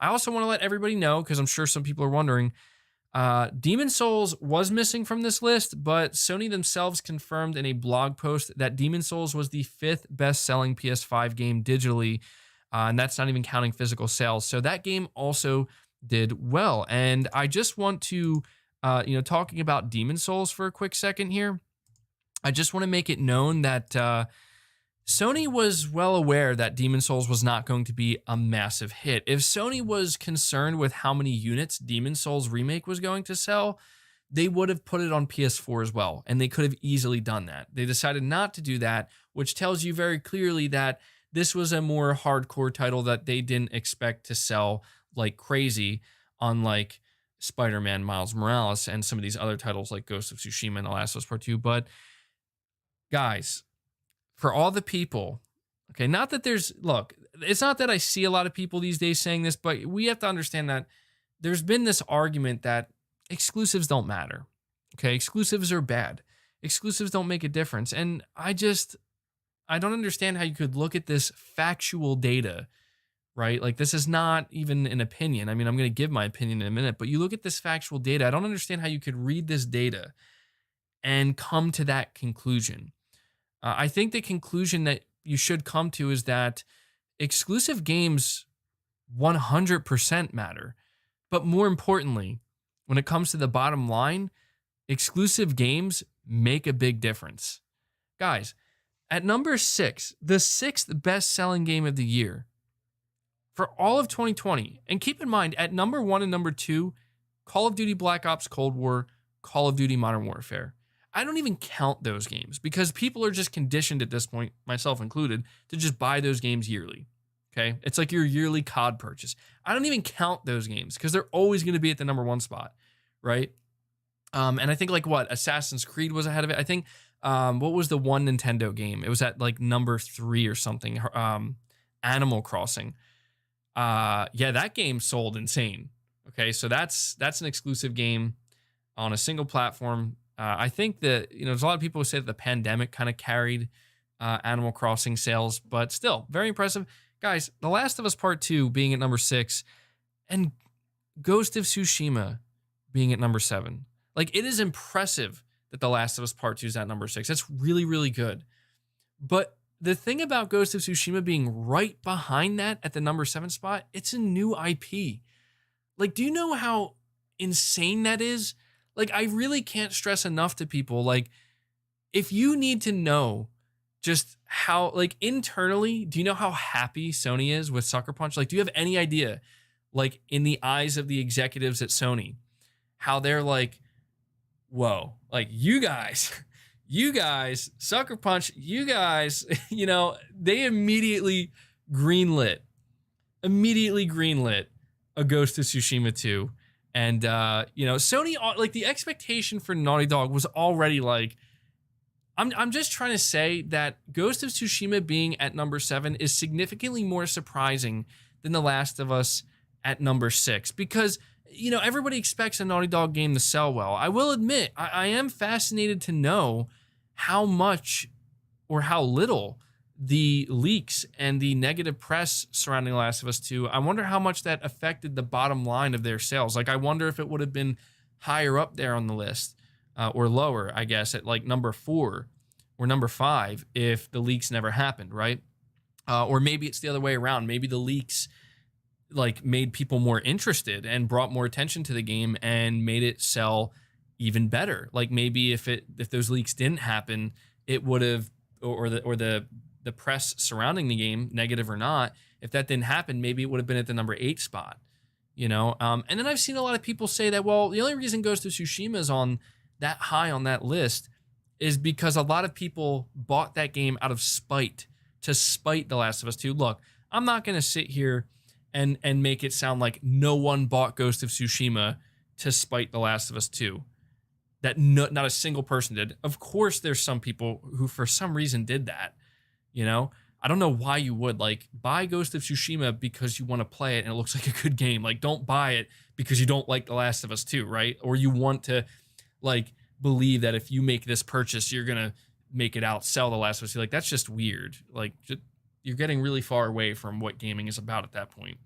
But I think that there are some people, but in general, like, when I see Ghost of Tsushima at number 7, I really do believe that 90%, maybe even more than 90%, maybe 95% of those sales, because, and I can tell you for a fact why. I have evidence myself. Before The Last of Us Part 2 leaks came out, before the whole fiasco happened where everybody, people got upset and then there was war, and I don't want to get into it. But wait, well before that ever happened, I covered The Last of Us 2 extensively on the channel. Not just The Last of Us 2, but I covered all of the PS4 exclusives. The amount of people that I would always see say, I'm excited for The Last of Us, but Ghost is my number 1 game. I'm more excited for Ghost of Tsushima. Like, it just bothers me because people are not understanding that there was genuine, real hype, significant hype behind Ghost of Tsushima. And even if you go back to 2018 when we first saw the initial gameplay reveal of Ghost of Tsushima, people were enthralled. They were like, holy shit, this is the feudal Japan Assassin's Creed game I've dreamt about. So I'm just mentioning this because it does upset me just a little bit to see that people are trying to take away from Ghost of Tsushima's success. I'm not going to take away from The Last of Us' success. Like, guys, The Last of Us 2, and this is a fact. I'm not saying, facts don't care about your feelings. If you are somebody who hated The Last of Us Part 2, you despise it. You literally go to bed every night, like, just thinking about how much you hate that game. The fact of the matter is, it sold incredibly well, and it was a huge success for Sony. Just like the fact of the matter is, Ghost of Tsushima sold incredibly well and is a huge success for Sony. And here's the point I'm trying to make. I mean, I have 2 points I'm trying to make. Regardless of your feelings on either of these games, they did extremely well for Sony. And you know what the best part about both of these games is, whether you love them or you hate them? Single player quality, high quality, the highest of quality narrative-driven experiences. I mean, does it get any better than that? I say this as somebody who personally didn't really enjoy The Last of Us 2 that much, and I'm happy to see that these games are doing so well. Final Fantasy VII Remake. Okay, now I know that this is not a first-party title from Sony, but still, at the number 10 spot, still exclusive to the PS4, still not on Xbox. I don't think it's on PC yet. Maybe you guys can let me know in the comments. I don't know if that game's on PC. I think it's not yet. And then even Spider-Man Miles Morales, number 12. Number 12. Okay, another single-player narrative-driven experience, albeit a shorter one compared to the other three. It's not on PC yet. Okay, I didn't think so. And so that's the only point I'm trying to make here, guys, is that the data proves single-player, story-driven exclusives are alive and well. And this is why, you have to ask yourself, why is it that Xbox does not have a single game on the top 20 bestsellers for 2020? And I think it's obvious why. I think there's two reasons. The first and biggest reason is quality. I'm just going to say it. I think it's quality. When I think about Xbox in 2020, there's not a single game that comes to mind that was produced by Microsoft Studios that even touches the quality of The Last of Us Part 2 and Ghost of Tsushima or Final Fantasy VII Remake. And I'm not saying that to be nasty to Xbox. I think that's a shame. This is where I'm saying this is the type of competition I have been wanting from Microsoft for a long time, where I would honestly love a situation where right now, when we're looking at this list, Microsoft has one or two games on this list, right? And these games are single player. This is why I've always, and that's the first reason, is the general quality. But the second reason is 100% Game Pass. Phil Spencer and a lot of other Game Pass supporters, people who apparently would have the numbers to tell us, they've come out here and they've told us, well, it turns out Game Pass actually leads to more game sales. Well, maybe you're right. You have the data, but what this data is telling me is that, and you know what, to be fair, this doesn't count digital game sales. So maybe if this counted physical and digital, maybe Microsoft would have a game on this list. But what it tells me is that it may result in more game sales, but apparently not that much more, right? Sony's out here literally almost cracking the top 5 games sold of the year, competing against absolute juggernauts, right? And so is Nintendo. And their games are exclusive to a single platform. And Microsoft, it's not only that, but Microsoft is releasing their games on multiple platforms. So, this is where people wonder why I always get so concerned about the direction Microsoft is going, and let this serve as factual evidence, proof and evidence of why. Because what do all of these games that I just listed have in common? I mean, I just mentioned it. They're all high quality. They're all single player, and they're all games that in order for them to make it to this level, in order for The Last of Us to make it at number 6, in order for Ghost of Tsushima to make it at number 7. And you know what? Even Call of Duty games, yes, I know it's Call of Duty, but you can't argue the quality. It's a quality game, right? There's something that all of these games have in common, and that is quality. But specifically looking at Sony's single-player games, Ghost of Tsushima, Last of Us Part 2, as well as Final Fantasy VII Remake and Miles Morales, none of these games would be on this list if they weren't damn good, if they weren't of the highest quality. There would be other games in place of them. And that's all it comes down to, in my opinion. And Microsoft just simply does not have that. And I think that this list proves that, because, sure, you could say, no, dude, you're wrong. You're wrong. It's Game Pass. Game Pass is the reason why. And you know what? Maybe you're right. Maybe you are right. Maybe even if Game Pass, is the reason, who's to say? Maybe Microsoft would have a game or two on here, but I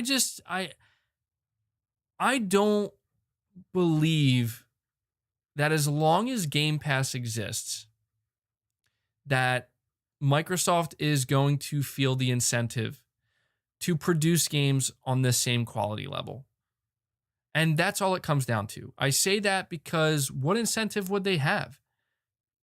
If you were to bring this top 20 list over to an Xbox fan, like a really, big Xbox enthusiast, or even Phil Spencer, right?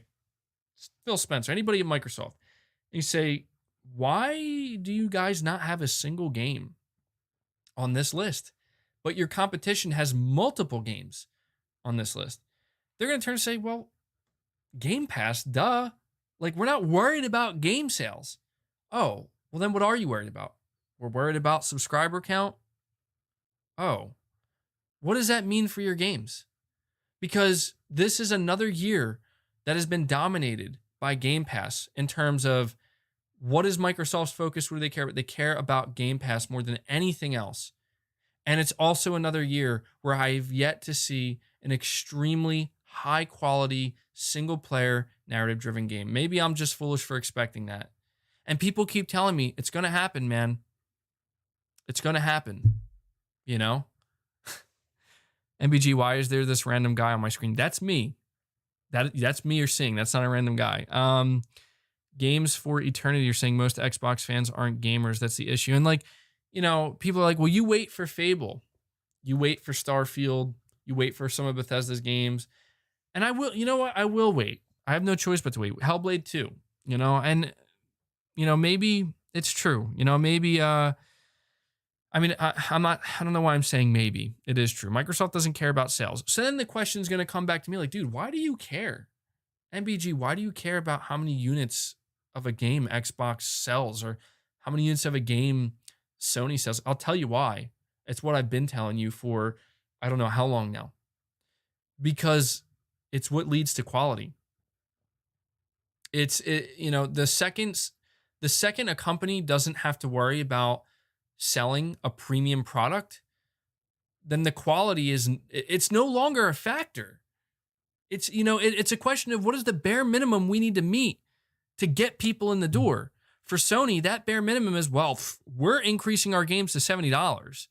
So it went from 60 to 70. So we better make damn sure that our games are high quality, the highest it can be. It's not a choice, is what I'm saying. I've said it before and I'll say it again. The need to sell $60, $70 AAA games is the need for quality. When that need is removed, you are inherently removing the need for quality. Now you could argue, well, wait, are you telling me, MBG, that Microsoft could get Game Pass subscribers without having high quality? Yes and no. Yes, because I feel like we've kind of already seen that, but no, also because there's still a bare minimum threshold that Microsoft needs to meet. Microsoft can't just shovel out literal shit and expect to get subscribers. They just can't do it, and I don't think they plan to do that. I know there's some people who think that is what Xbox's games are, like literal shit. Like, come on, they do have some games that are pretty good and decent, but they're just not on the same level as Sony's or even Nintendo's, right? There is still a bare minimum threshold, but is that like, my question is that what it's going to be?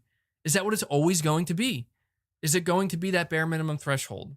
And so again, what it comes down to is people say, MBG, wait, they're going to show you.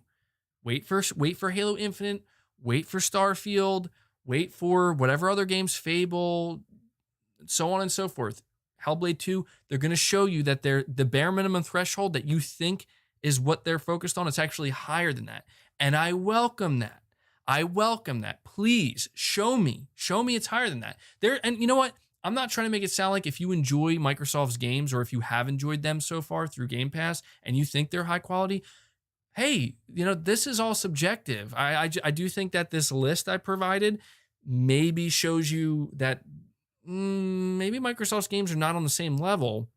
The question is, would any of Microsoft's games that they've released in 2020, I'll get to you, Samson, would any of them be on this list if Game Pass didn't exist?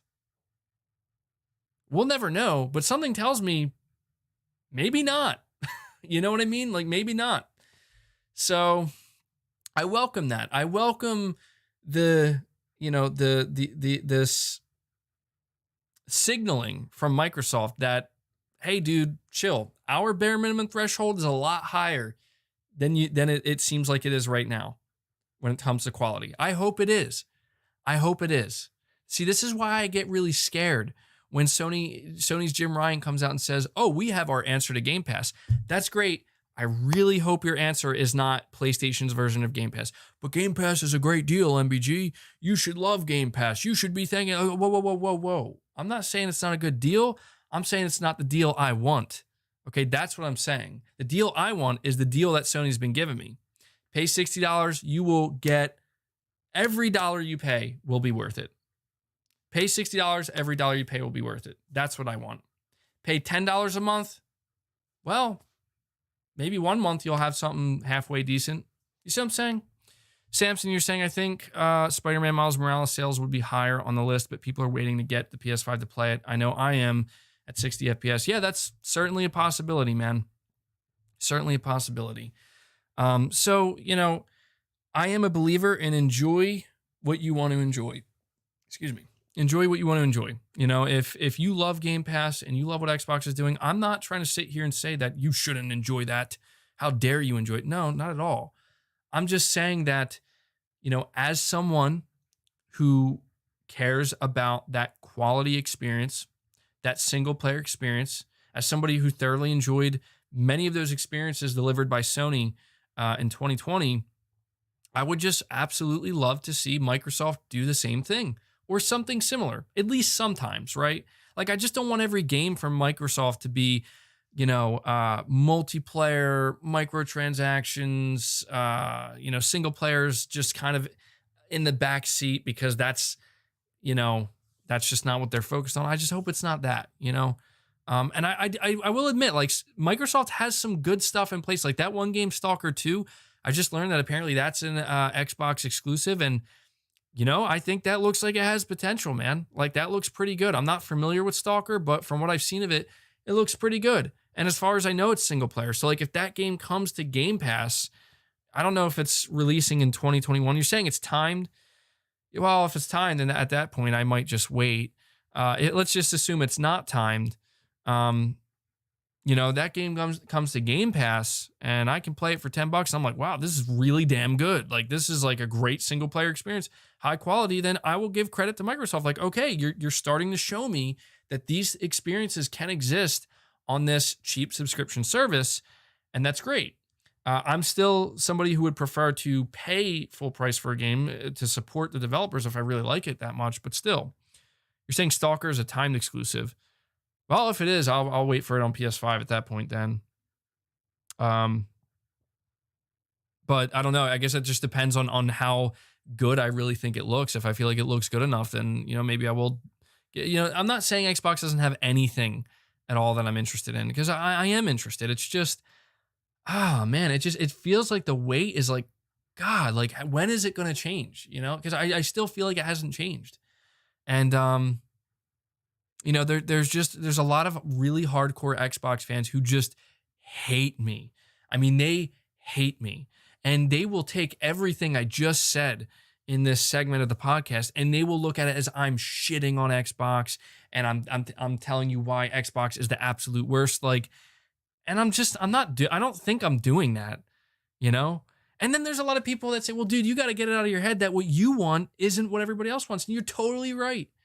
You're totally right. That's why I said, if you enjoy it, enjoy it. But that doesn't mean I'm going to sit here and not hope to see. This is exactly why. It's the same reason why earlier in this podcast I said, I really hope Google and Amazon do not acquire anybody. Because if they do, I'm never playing their game. Like, I'm never playing a game on Google's platform. I'm never playing a game on Amazon's platform. I don't care what that game is. I'm just not doing it. I mean, it would have to be like a mind-blowing game for me to consider playing it. I just don't want to be part of those ecosystems because they look like they suck ass, okay? Like, just being brutally honest. I like Google's ecosystem, Amazon's ecosystem when it comes to gaming platforms. Get it out of here. Microsoft's at least looks good. Like, Microsoft's gaming platform compared to those two looks like gold, okay? So that's why I'm saying, like, I do still have hope for Microsoft. And if Microsoft is going to have to be the big money player in the industry where it's like, we're going to have to fight. I'm rooting for Microsoft, fight against Amazon, fight against Google, but simultaneously, please try to get your content closer, to some extent. Don't copy Sony, but get it closer to what Sony is doing and have more of those experiences, because, you know, I will be happier for that, because I have no faith in Google or Amazon. Like, if Google or Amazon were to get their hands on certain IP or whatever, I'm like, well, that IP is dead. That's gone. That's never coming back. Like, I'm never playing that. There's no hope of it ever being good, you know? And okay, I see people bring up Indiana Jones. Yeah, just to talk about that for a second. The Indiana Jones thing, I'm gonna be real. I'm not an Indiana Jones fan. I'm not against it. I'm just not a big fan. And so when I saw this, it's like, you know, people really got on my case, because when I saw the Indiana Jones thing, I came across this article that was written up about it from Push Square. And the article read something like, you know, new Indiana Jones game announced, being worked on by Bethesda, no word of a PlayStation 5 version, right? And, or no, they said, will it be on PlayStation 5? They were basically like asking, like, is it going to be on PS5? Like, there's no word of it yet. And I quote tweeted that, and I said, I don't think it's going to matter. Like, I just don't. And people you know, it's the same shit it always is. You're just a hater, MBG. You're just a hater. You're downplaying this. Like, no, I'm not downplaying it. Like, I think it's good, right? Like, I think it's good.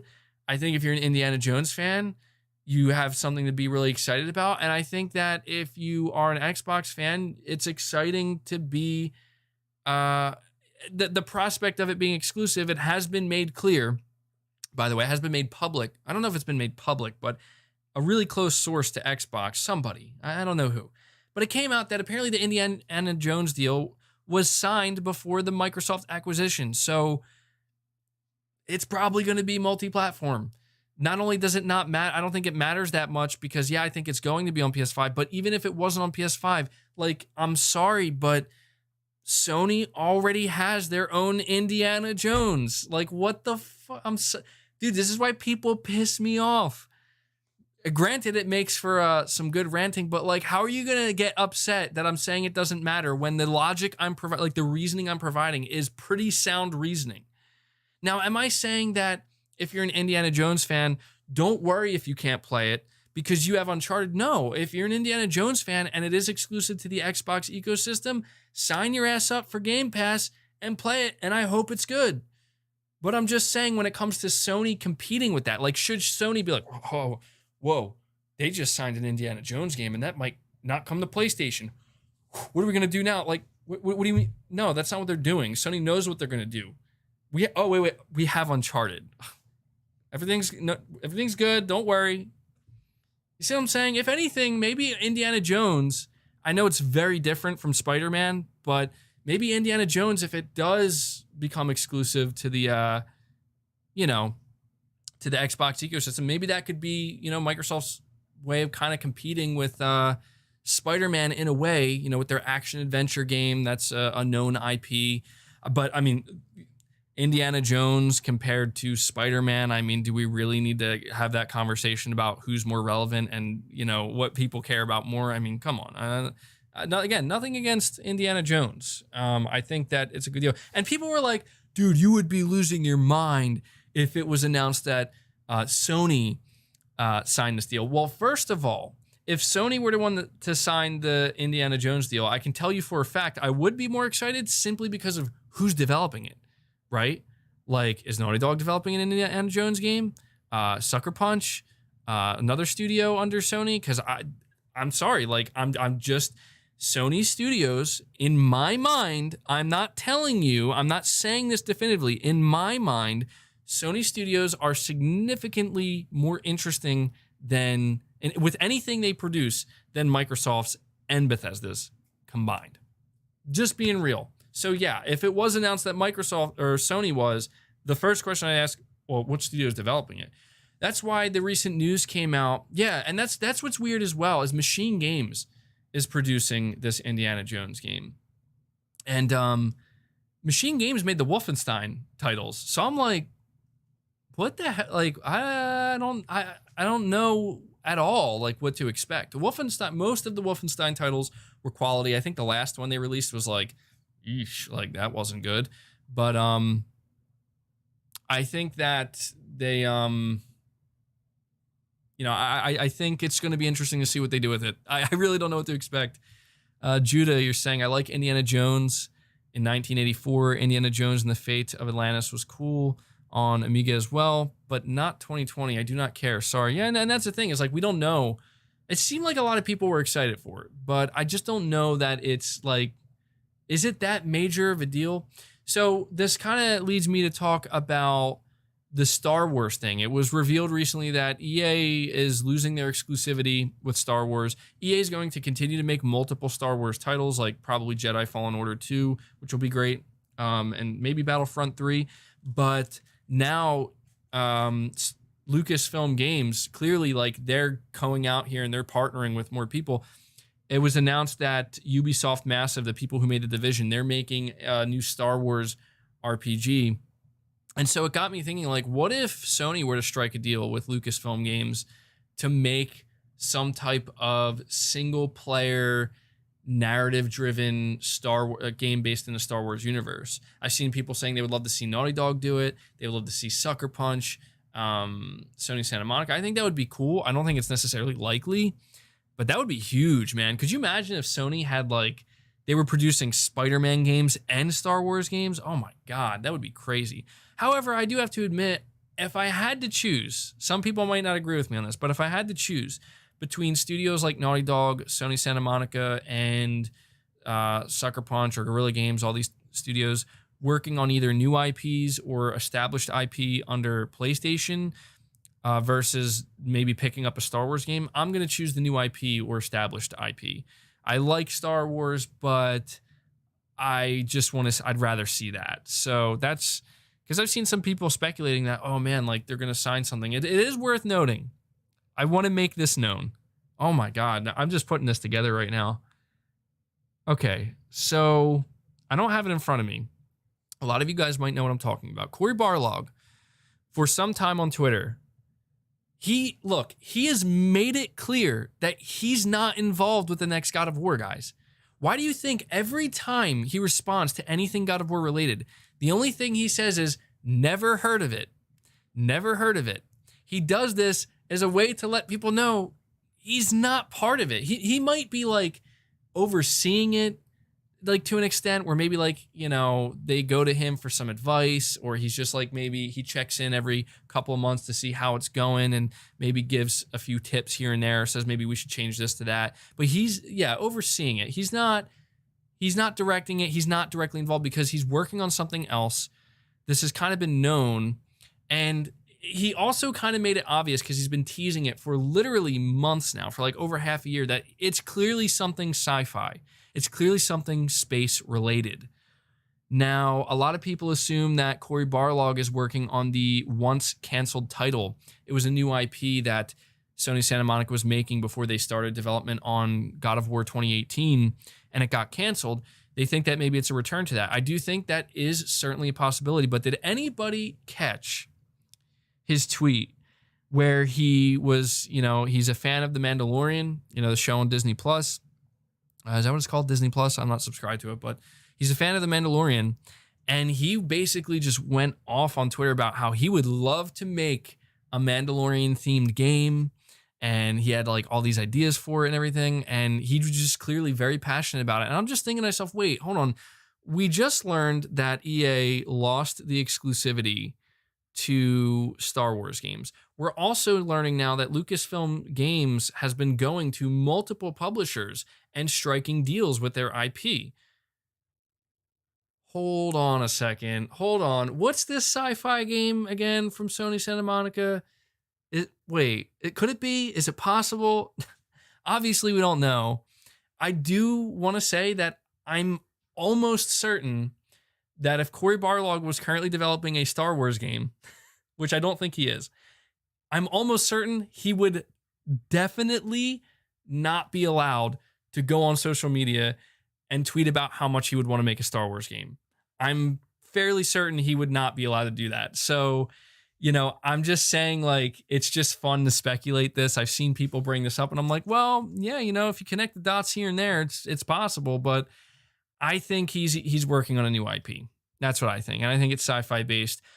what's weird to me, okay, we've known that Sony's big development teams like Naughty Dog, Sony Santa Monica, they're all working on multiple projects. Like that's been speculated upon and rumored for a long time and also kind of hinted at in job listings.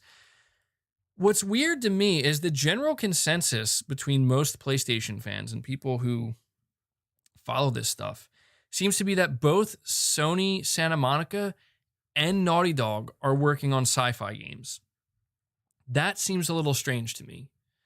This is where I have to think, I think somebody's doing something completely different. Because, like, I mean, that just doesn't make sense to me. You know what I mean? Like, would it really make sense to find out that we're getting two new IPs that are both sci-fi themed from two of Sony's biggest, arguably their biggest studios, at least two of their biggest studios? I don't think that that would work because it's like, it's just too conflicting. You know, it's possible. I'm not saying it's not. But to me, that's like, I don't know. I mean, if they're very different sci-fi themed games, then maybe it could work. But that would just be a little strange to me. I think that would be a little strange to me. So I know that this topic kind of went off the rails a little bit. But yeah, just to kind of wrap up what I was saying earlier about Sony dominating and Nintendo as well with single player, especially Sony with the narrative driven experiences. Exclusive games matter and they make a big difference. And for those wondering why Sony is not following Microsoft, for those wondering why Sony's not making their own Game Pass and putting their exclusive games onto Game Pass and why they're not, worried about putting their games on a bunch of other platforms. By the way, and this is very fascinating to me, apparently Horizon Zero Dawn kind of flopped on PC. Based off of what I heard some people mentioning this. Apparently it didn't do well.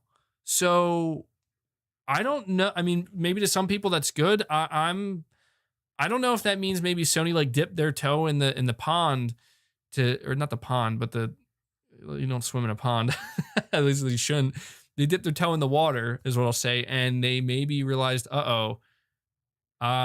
this didn't work out the way we thought. Let's just keep our stuff on our platform. But you could argue, apparently the port was not very good as well. From what I've heard, I'm not too familiar with it, but that is true. Apparently the port was really bad. Excuse me, I gotta something caught in my throat there, but yeah, that could be why as well. And maybe that's another reason why Sony might be like, look, we're just gonna stay away from PC for right now. Because Death Stranding did do well. But that was also published by 505 Games. So I don't know. We'll have to see what Sony does. But I guess what I'm just trying to say is like the reason why Sony is not super eager to deviate from their models because their model's working for them. Sony, do you know how much money Sony is making from how well these games are selling? Do you know how much money The Last of Us 2 and Ghost of Tsushima combined made Sony?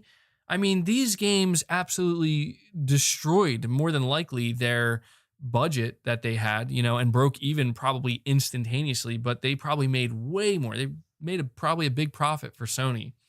So, this is why you're going to see Sony continue to double down and triple down on these titles. And this is why when people ask me, like, why are you so eager to pay $70 or $60 for these games? It's because, like, I want to support that, man. Like, I get that not everybody can.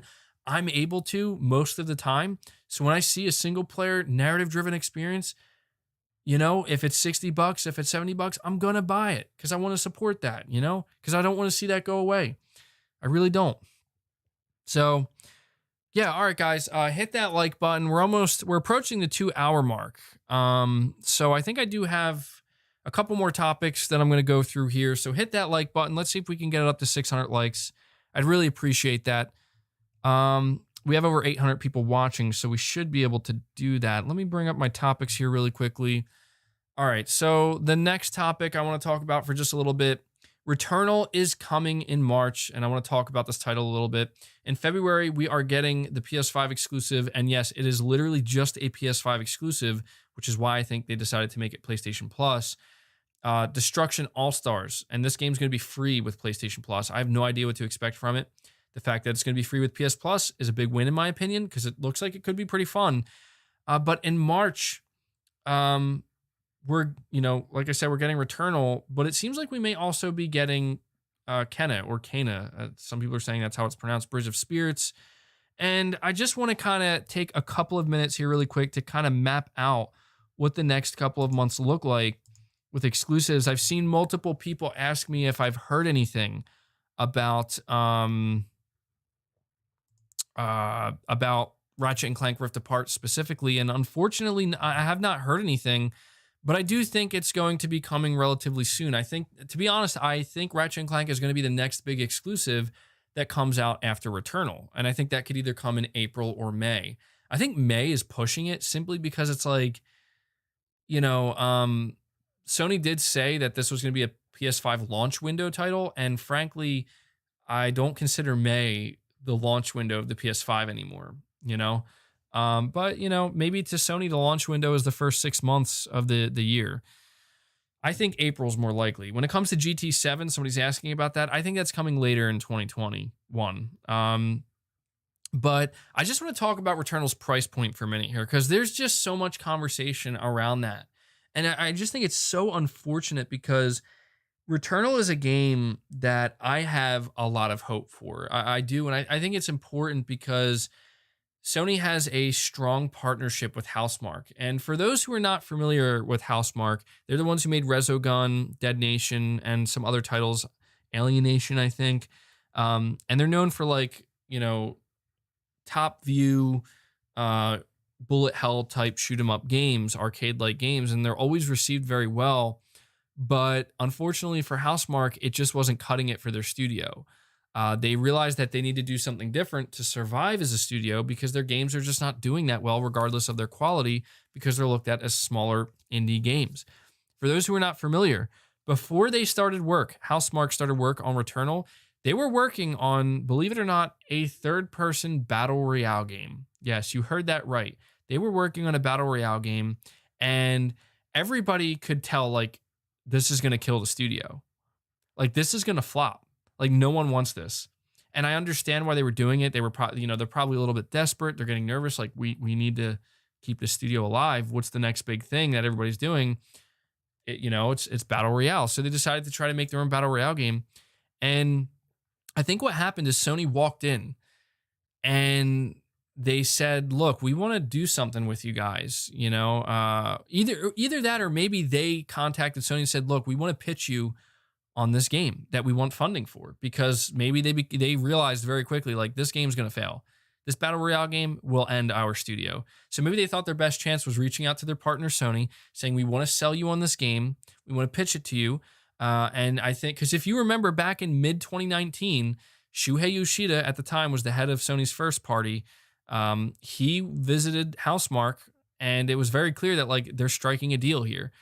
And we were hearing that they were working on a AAA title, and now we know it's Returnal, and we're seeing more of it. And it's coming out in just a couple of weeks. And I'm nervous, honestly. I'm nervous for this title, because I'm nervous for Housemarque, because I feel like if this game really does flop for them, I think that's going to be it for their studio. I don't know if they could survive this. I also think this is why they're selling it at $70. Because I think that they need to try to maximize sales and, honestly, the money that they make for their studio. Storm Divers, was that the game? I think somebody's mentioned. And it's just sad to me, because it's it's not that I don't think the game looks like it's worth $70. It's that I don't think that they've sold enough people on it yet. For me, I'm willing to give them the benefit of the doubt. I'm going to be I'm going to buy this game for $70. And I'm going to go in assuming that by the time I'm done with the game, it felt like this was definitely worth $70. It might not work out that way. But I feel like most people are not as forgiving, or not forgiving isn't the right word, but they're not as, they're not as willing to give that benefit of the doubt. And so I can't sit here and tell you that, Returnal's price point is certainly worth it. It might not be, but what I do believe is that there's a contingency plan that comes in multiple forms. The first is, I think the way Sony's looking at this is that, okay, like we think we can get away with selling this at $70. Like I'm sure they had conversations with Housemarque and they said, do you guys think your game, like, is this a AAA title? You know, because we'll give you the budget for a AAA title if you make a AAA title. Housemarque may have agreed to that and said, yes, we'll make a AAA title. Don't worry. And, you know, it's up to them to bring that to the table. Because if Sony's giving them a AAA budget, well, you know, they're going to have to sell it at a AAA price point to make that money back and get that return on an investment. And so, you know, I think it's the contingency plan that's in place is maybe Sony talked it out and worked out, because I'm sure they see pre-order numbers and maybe they're better than we think. Maybe they're not. Maybe Sony is aware that, just like with Demon Souls, like this game isn't going to, you know, fly off the sales charts. This is not a Ghost of Tsushima, Last of Us, Final Fantasy VII, you know, Spider-Man, even Spider-Man Miles Morales situation. This is a new IP. It's in a genre that's not really ever known to be AAA. And, you know, it's a lot of people are looking at it as it's overpriced. So my guess is that they have this backup plan of the first being, okay, if it really flops, we're going to immediately cut the price, which is a slap to the face of people like me who pay full price. But we will know if this game very quickly, like 2 weeks or even a month later, drops down to like 50 or $40, then you know, okay, like this game is not doing well.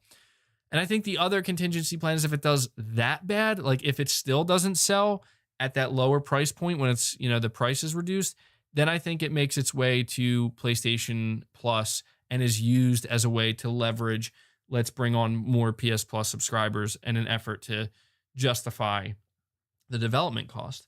But the big question is if it does fail, you know, if it does fail, what happens then? I don't know what happens then. Primal Plasma, you're saying my problem with Returnal is with the bullet effects. They are too bright and they distract from the graphics. Yeah, I've noticed that too. The effects are really insane and all over the place. And I do agree that it can become a bit much, like it can be overstimulating. But I do think it does add this unique look to the game. We'll just have to see how that affects the gameplay. But I do agree with you. There's definitely some stuff going on there. And so, you know, I didn't want to spend too long talking about this, but we have seen Sony shut down studios in the past. Not that they could, you know, Sony doesn't own Housemarque. Sony has no ability to shut them down if this game fails. I think Housemarque, unfortunately, is in a situation where I think they're trying to prove themselves to Sony. And if they prove themselves enough, I think they're going to potentially make an offer to acquire them, but that's only going to happen. That's only going to happen if they're able to really knock it out of the park. Maybe not knock it out of the park, but do well. Like show that they can make a solid AAA game with Returnal. And if they don't get that, then you know I don't know what's going to happen next. So what I want to do is I want to move on to the next topic because I did make a video dedicated to this, and we're going to talk much more about Returnal later on. When it comes to Destruction All-Stars, I literally have no opinion about it. Destruction All-Stars is a game I will play because it will come free with PlayStation Plus, and I'm hoping it'll be fun. I think we're going to find out very quickly that Sony absolutely made the right call putting Destruction All-Stars on PlayStation Plus and not selling it, you know, for the full set. I mean, they were going to sell Destruction All-Stars for $70, okay? And you want to talk about a game that was like destined to fail? That game was going to launch with the PS5 at $70. It was going to fail and fail hard. So there is one other topic I do want to discuss before ending this because I don't want this to go much longer than 2 hours, and I'm probably going to skip over the Q&A today. But I do just want to talk a little bit about the Cyberpunk situation, not too long, because there's an interesting angle here. Apparently, there is some talk that, you know, as we talked about earlier, Microsoft is one of the companies looking to purchase more studios in 2021. Well, a market research and consulting firm, DFC Intelligence, believes that CD Projekt Red has become an acquisition candidate following Cyberpunk 2077's botched launch. And this is what they wrote. Releasing the console versions filled with bugs would have been okay if consumers knew what they were getting into.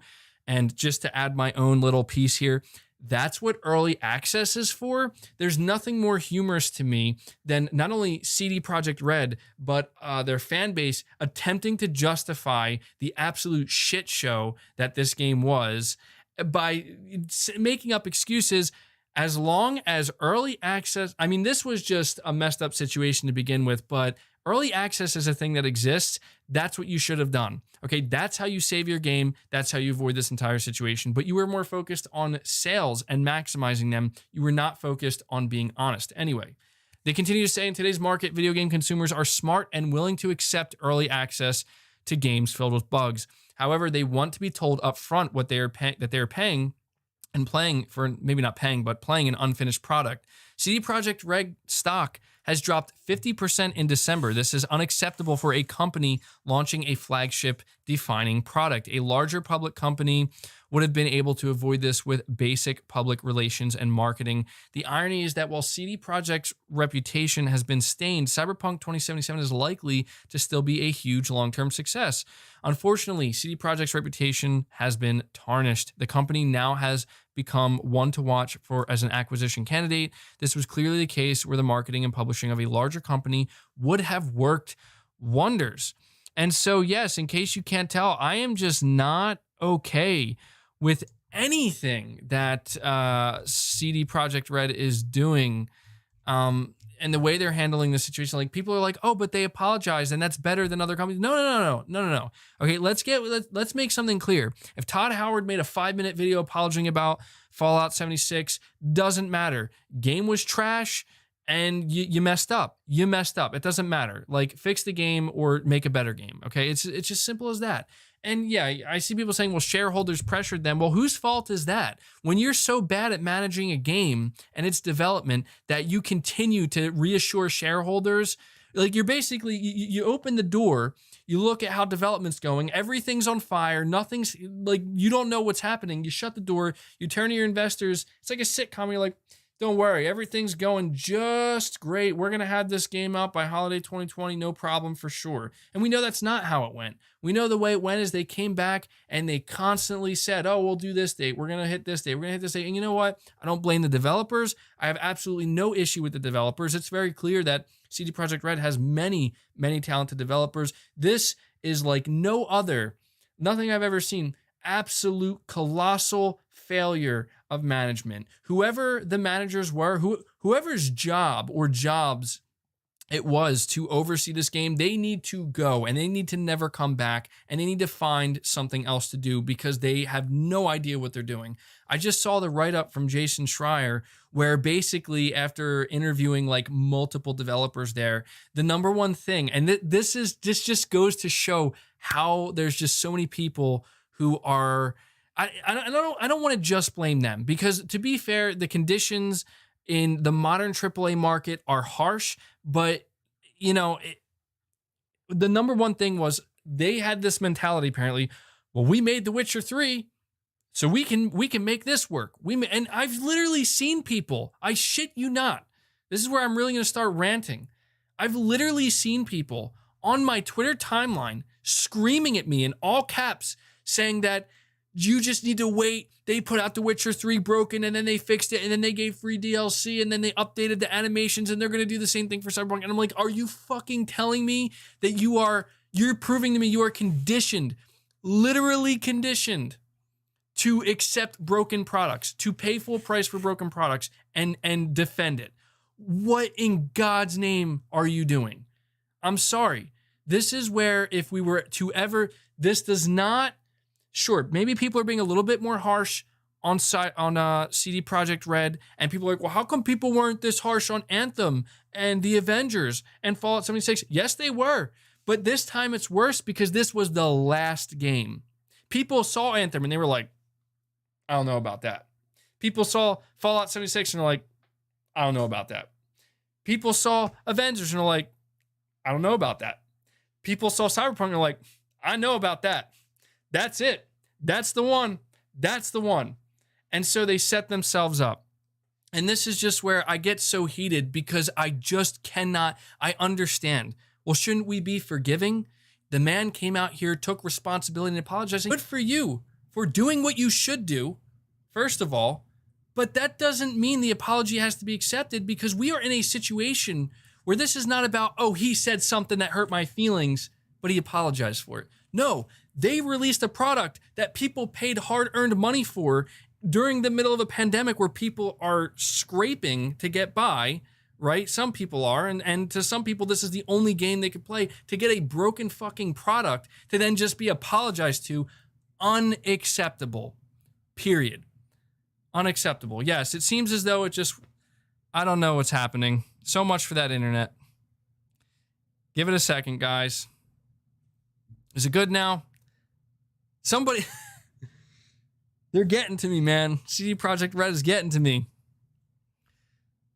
Let me know when it comes. I know, dude. 800 megabytes up, and you're telling me I'm getting lag. I'm gonna have to call. I think it's on YouTube's end. I do. I could be wrong, but I don't know why it did that. I really don't. I mean, I have a hardwired connection, but oh my God, I don't want to rant too much. I only lagged for a second. All right, good. I don't want to rant too much because everybody and their mother has covered this topic, but I just, I'm not that harsh of a person. Like if somebody were to wrong me and then give me a genuine apology and it came off to me as being genuine, like I'm going to try my best to forgive them. You know what I mean? I don't want to hold grudges, but the problem is that this is not that type of situation. And it's a shame. I'd say that CD Projekt Red really screwed up because they're trying to turn it into that situation. They're trying desperately to win back the goodwill that they literally just annihilated overnight. And I just think that's sad. Like, you lost it. And it's not like you just did a little screw up here and a little screw up there. And like, no, you completely, utterly obliterated all of the goodwill you had. And you know what? When it comes to the whole idea that, here we go. We must stop writing malevolence as incompetence. It's not the consumer or worker's job to vote with their wallet or feet. It's a business job, not used to profit as a moral compass. Exactly. Yeah, like we have to see it for what it is and not be fooled by apologies. I mean, look, I get that there's some people who are like, you know what? I appreciate they did that. And I appreciate that they're going to try to fix it. And I get that. Like, I'm not saying you should hold a torch up and freak out. Like, no, but we have to send a message. If there was ever a time to send a message, it's with this game right now. Maybe we weren't harsh enough with Anthem. Maybe we weren't harsh enough with Fallout 76. And maybe this is the opportunity we have as gamers as a whole to just put our foot down, draw the damn line in the sand and say, this is never going to happen again. And if it does, be ready to pack your bags and not exist anymore in the gaming space. I think that's where we're at right now, And I just think that it's just unacceptable, man. So you know what? Maybe this is a studio that's going to be acquired by Microsoft. And you know what?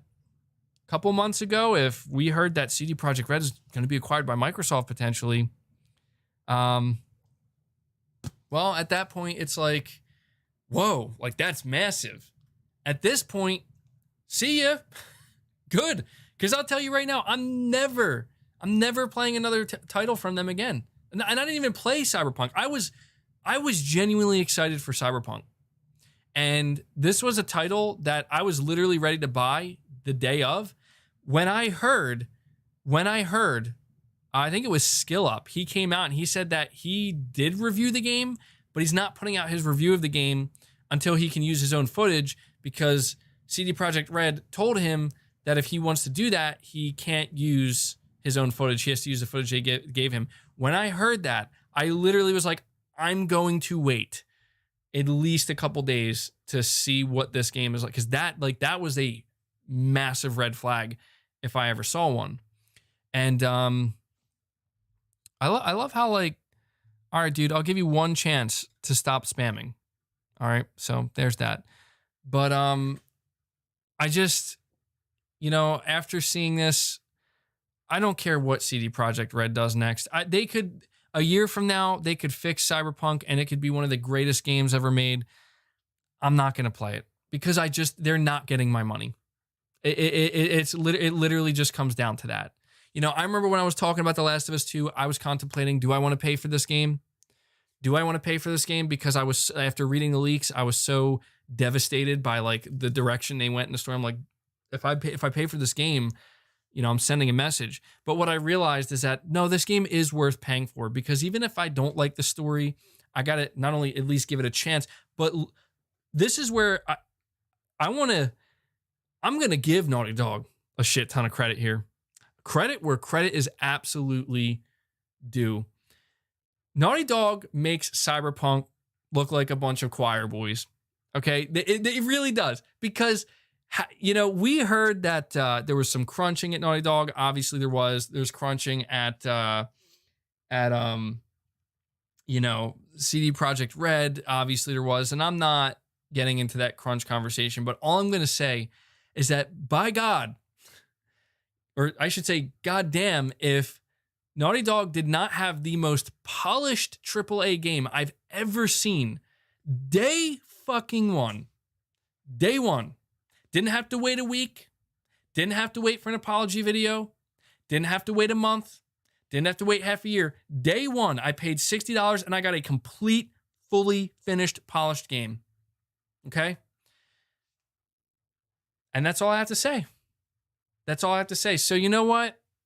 I just, this is just where, but you're comparing two different games. Cyberpunk is an open world. I don't care. That's not my problem. That's their problem. If their game was too ambitious, then you know what? Turn Cyberpunk into a linear game. Maybe that would have saved your game. I think people would have been okay with that. But no, they had to convince everybody this is the next GTA. And let me assure you of something.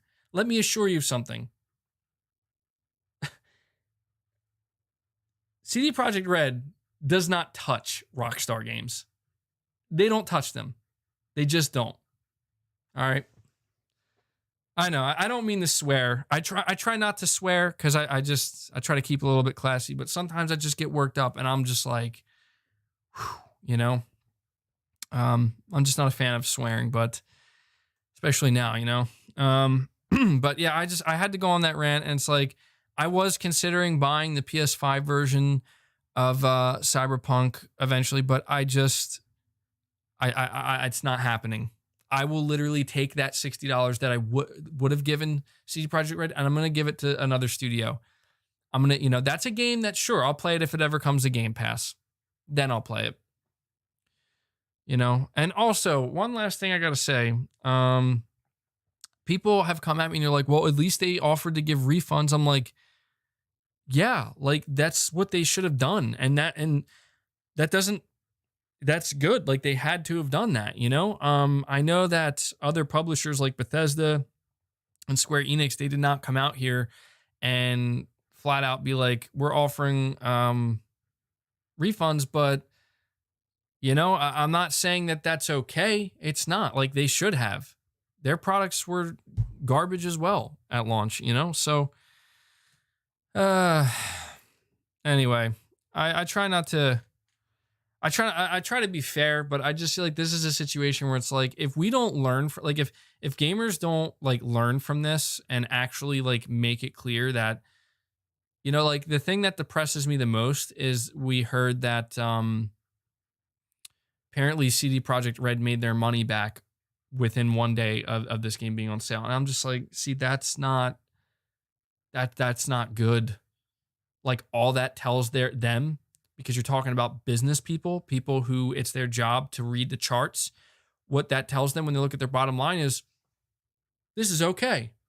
And that's why I was so happy to see PlayStation remove the game from the store. And that's why I'm glad that they're getting sued to no end, into oblivion, because they need to know that it doesn't matter if you made your money back. It doesn't matter if this game ends up being one of the best selling games, or I don't care. Like you need to learn, like you don't do that. You need to be made an example of, because if you're not, this isn't going to change. Anyway, guys, that's going to do it for my insane Cyberpunk rant, which I didn't fully expect to happen today. Please stop spamming, man, the chat. If you don't, I'm going to have to ban you. Thank you, Devil Shooter. Thank you to my mods for keeping it keeping on top of things here. So yeah, I think those are pretty much all of the topics that I had to cover. I'm not up to doing a Q&A today. Also, we're like running at 2 hours and 20 minutes. I will definitely do a Q&A next week, but I want you guys to be sure to leave a comment in this episode of the podcast. Leave a comment and let me know if this is the format you want to see going forward. Obviously, I can change it up a bit. Maybe I could like take my face cam, put it in like the right hand corner, top right corner of the little screen here, and then have gameplay in the background. You let me know, and make sure you upvote any comments from people who are saying what they want to see. Make sure you hit that like button before you head out. I didn't plan on that, MBG on his rants. Yeah. Make sure you hit that like button, guys. Let's see if we can get to 600 likes, maybe even 650 before we close out. But yeah, a huge thank you to you guys for showing up. Press X Podcast is obviously here to stay. I plan to keep doing it weekly every Sunday at the same time, same place here on the channel, 12 p.m. Eastern. I'm hoping that we get some good news this week because things have been kind of dry. If not, maybe towards the end of January, but hopefully things start picking up. And I also want to give a shout out to Devil Shooter for always doing the timestamps on the podcast.